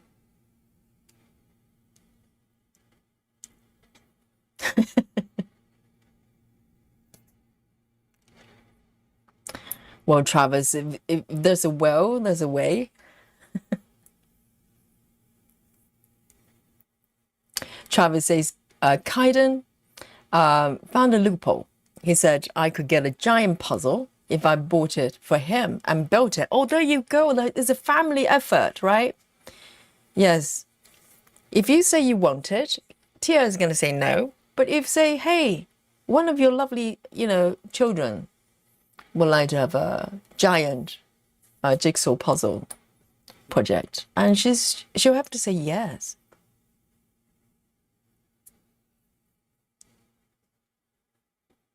Okay, the last part thread in this block.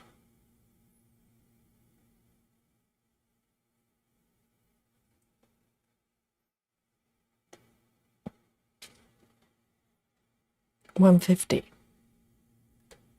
I know, Dolly's just lying belly up just next to me.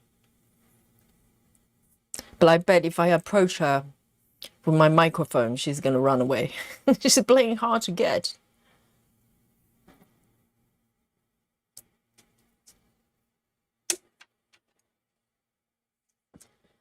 Miss says there's a group of about 16 women in my group. We meet weekly in a local library. Oh, how nice. Where are you in the world? Not your home address, okay, miss? Do not share that.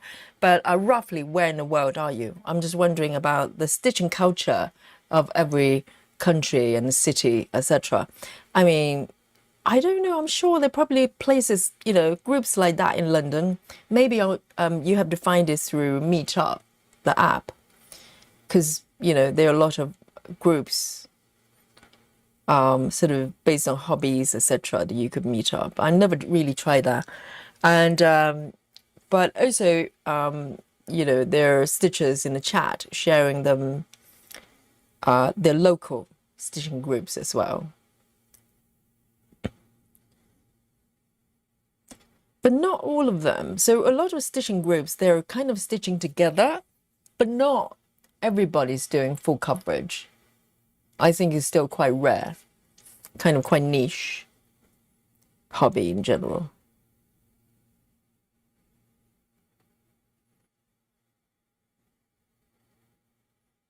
Oh dear, no. I'm going to park up.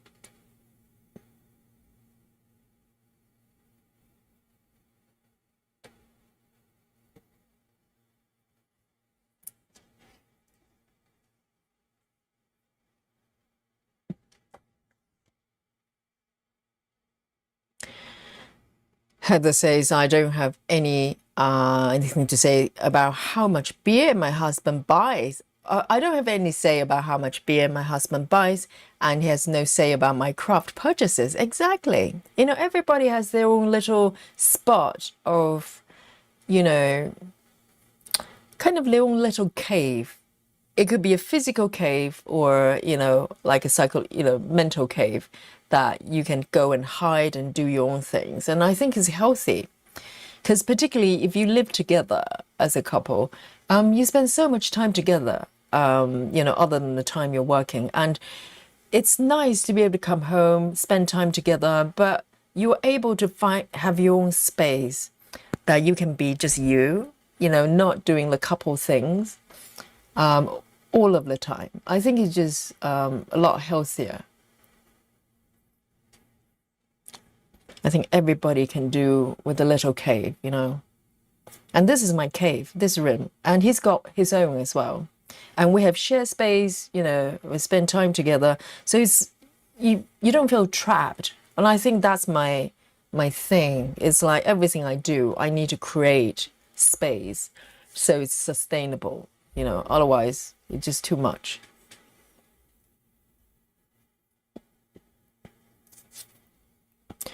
Oh, so Miss is in the US, in the eastern part of the state of Tennessee. Oh, how nice. You've got a local library stitching group. And are they always like the same people? And she says, it's very hilly here where I am. It's 83 degrees. Our group likes to use peer pressure. You mean like this group? Well, I call it to get everyone working on the same project. Do you mean same project? So like a soul.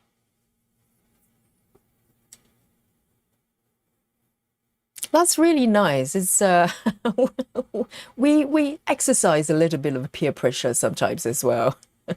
Sometimes you can feel it. All right, let me move on to the next one. Here we go. 3787. But it's quite nice, isn't it, when people they enjoy the same things and they just egg each other on. You know, sometimes we joke about, you know, starting new projects, etc. It's a good fun.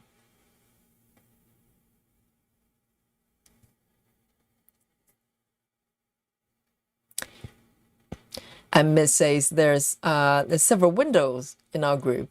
71 and divorced and just $5, $5,000 on a lawnmower today. $5,000. What?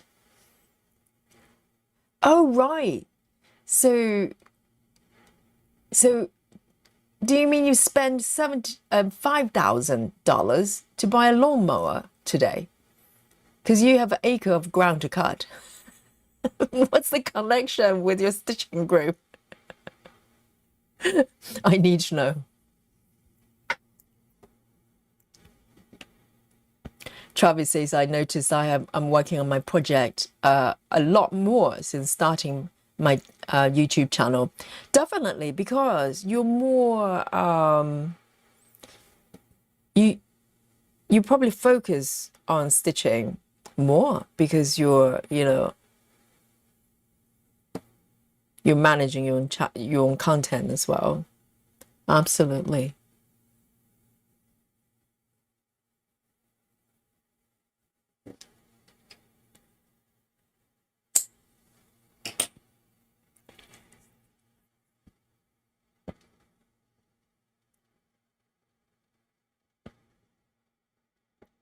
Heather House says, we've been married for 58 years, so I think it's working out. I know, I think hopefully, fingers crossed, by then, you've ironed everything out. You know how to, get along.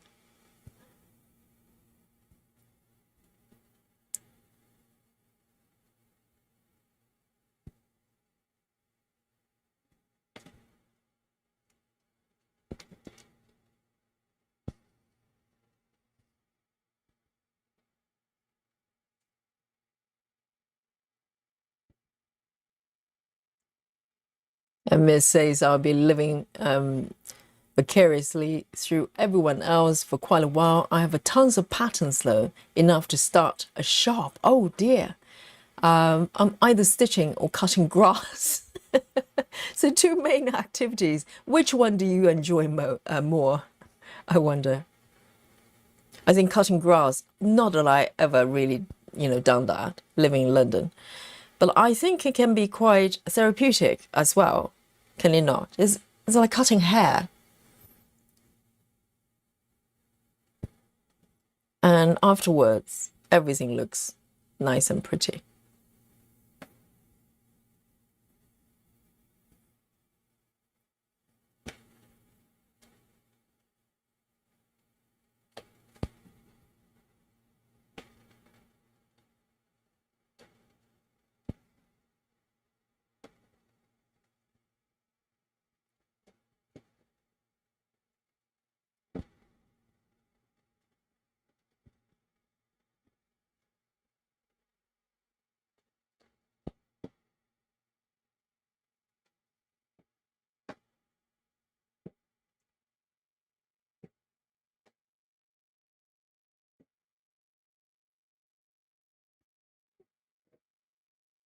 Ah, I get it. Yes, the smell of grass.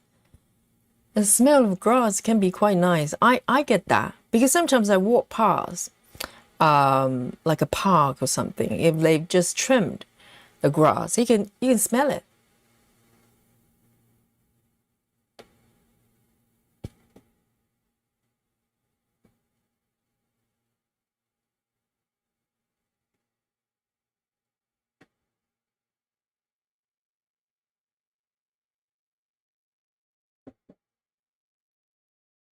I don't really have any grass to cut. I've got a patio.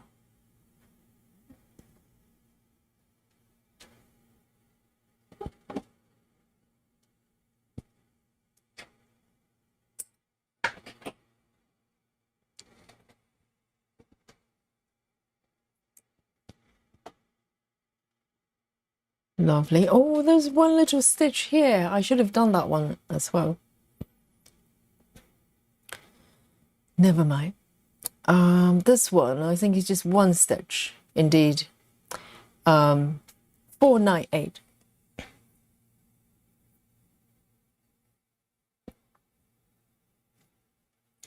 Just one stitch.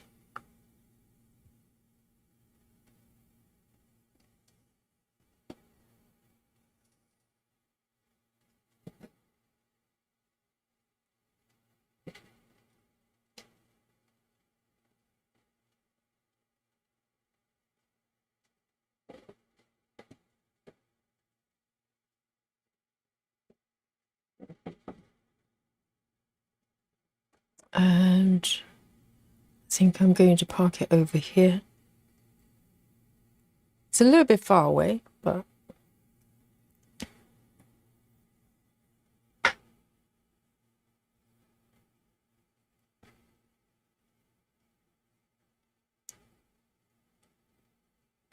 647. No spooky bingo today.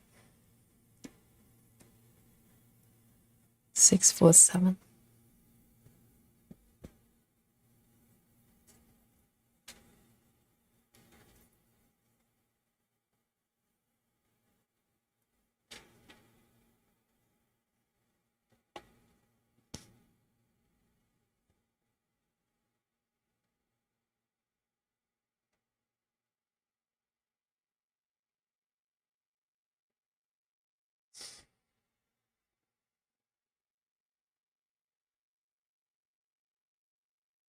And it's past midnight in the UK, so I might make this color my final color.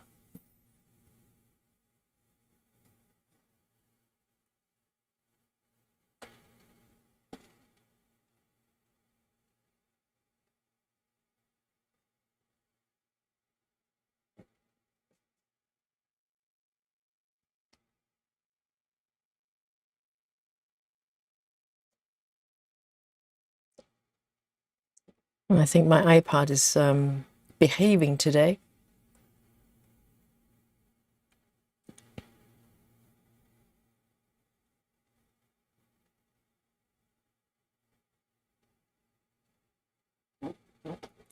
Betty says my next stitch is 647. Oh, the next one. Do it now so we can have a spooky bingo. Very pale green. Yes, this one. And I've got 3 more stitches. Maybe, oh, I'm going to do extra 2 on the side. So I've got 5 more stitches with this one. Quick, Betty. We can have a spooky bingo.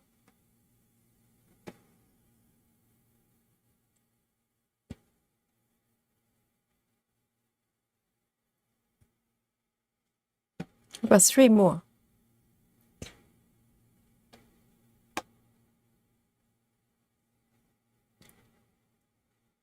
Actually, 4 more.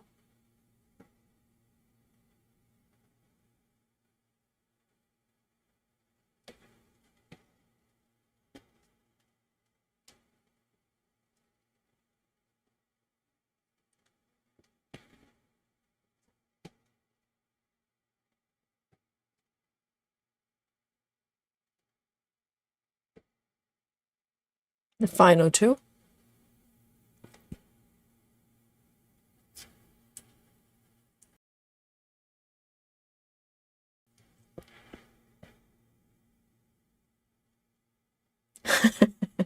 Betty, are you stitching this color or not?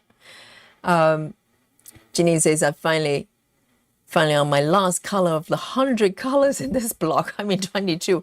Yes, 120, you know. Let's call the whole thing off. 22 is a lot. But I think 30, maybe 30 colors is officially confetti for me. And also it depends on, you know, even just 22 colors, it depends on what the ratio of each color, right? You could have a single color that's got 50 stitches within the block, and remaining 50 has got 21 colors in a mix. That feels totally different.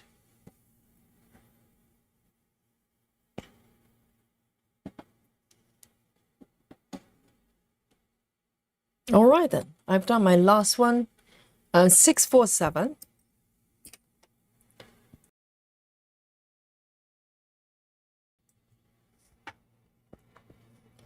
Six, 4, 7.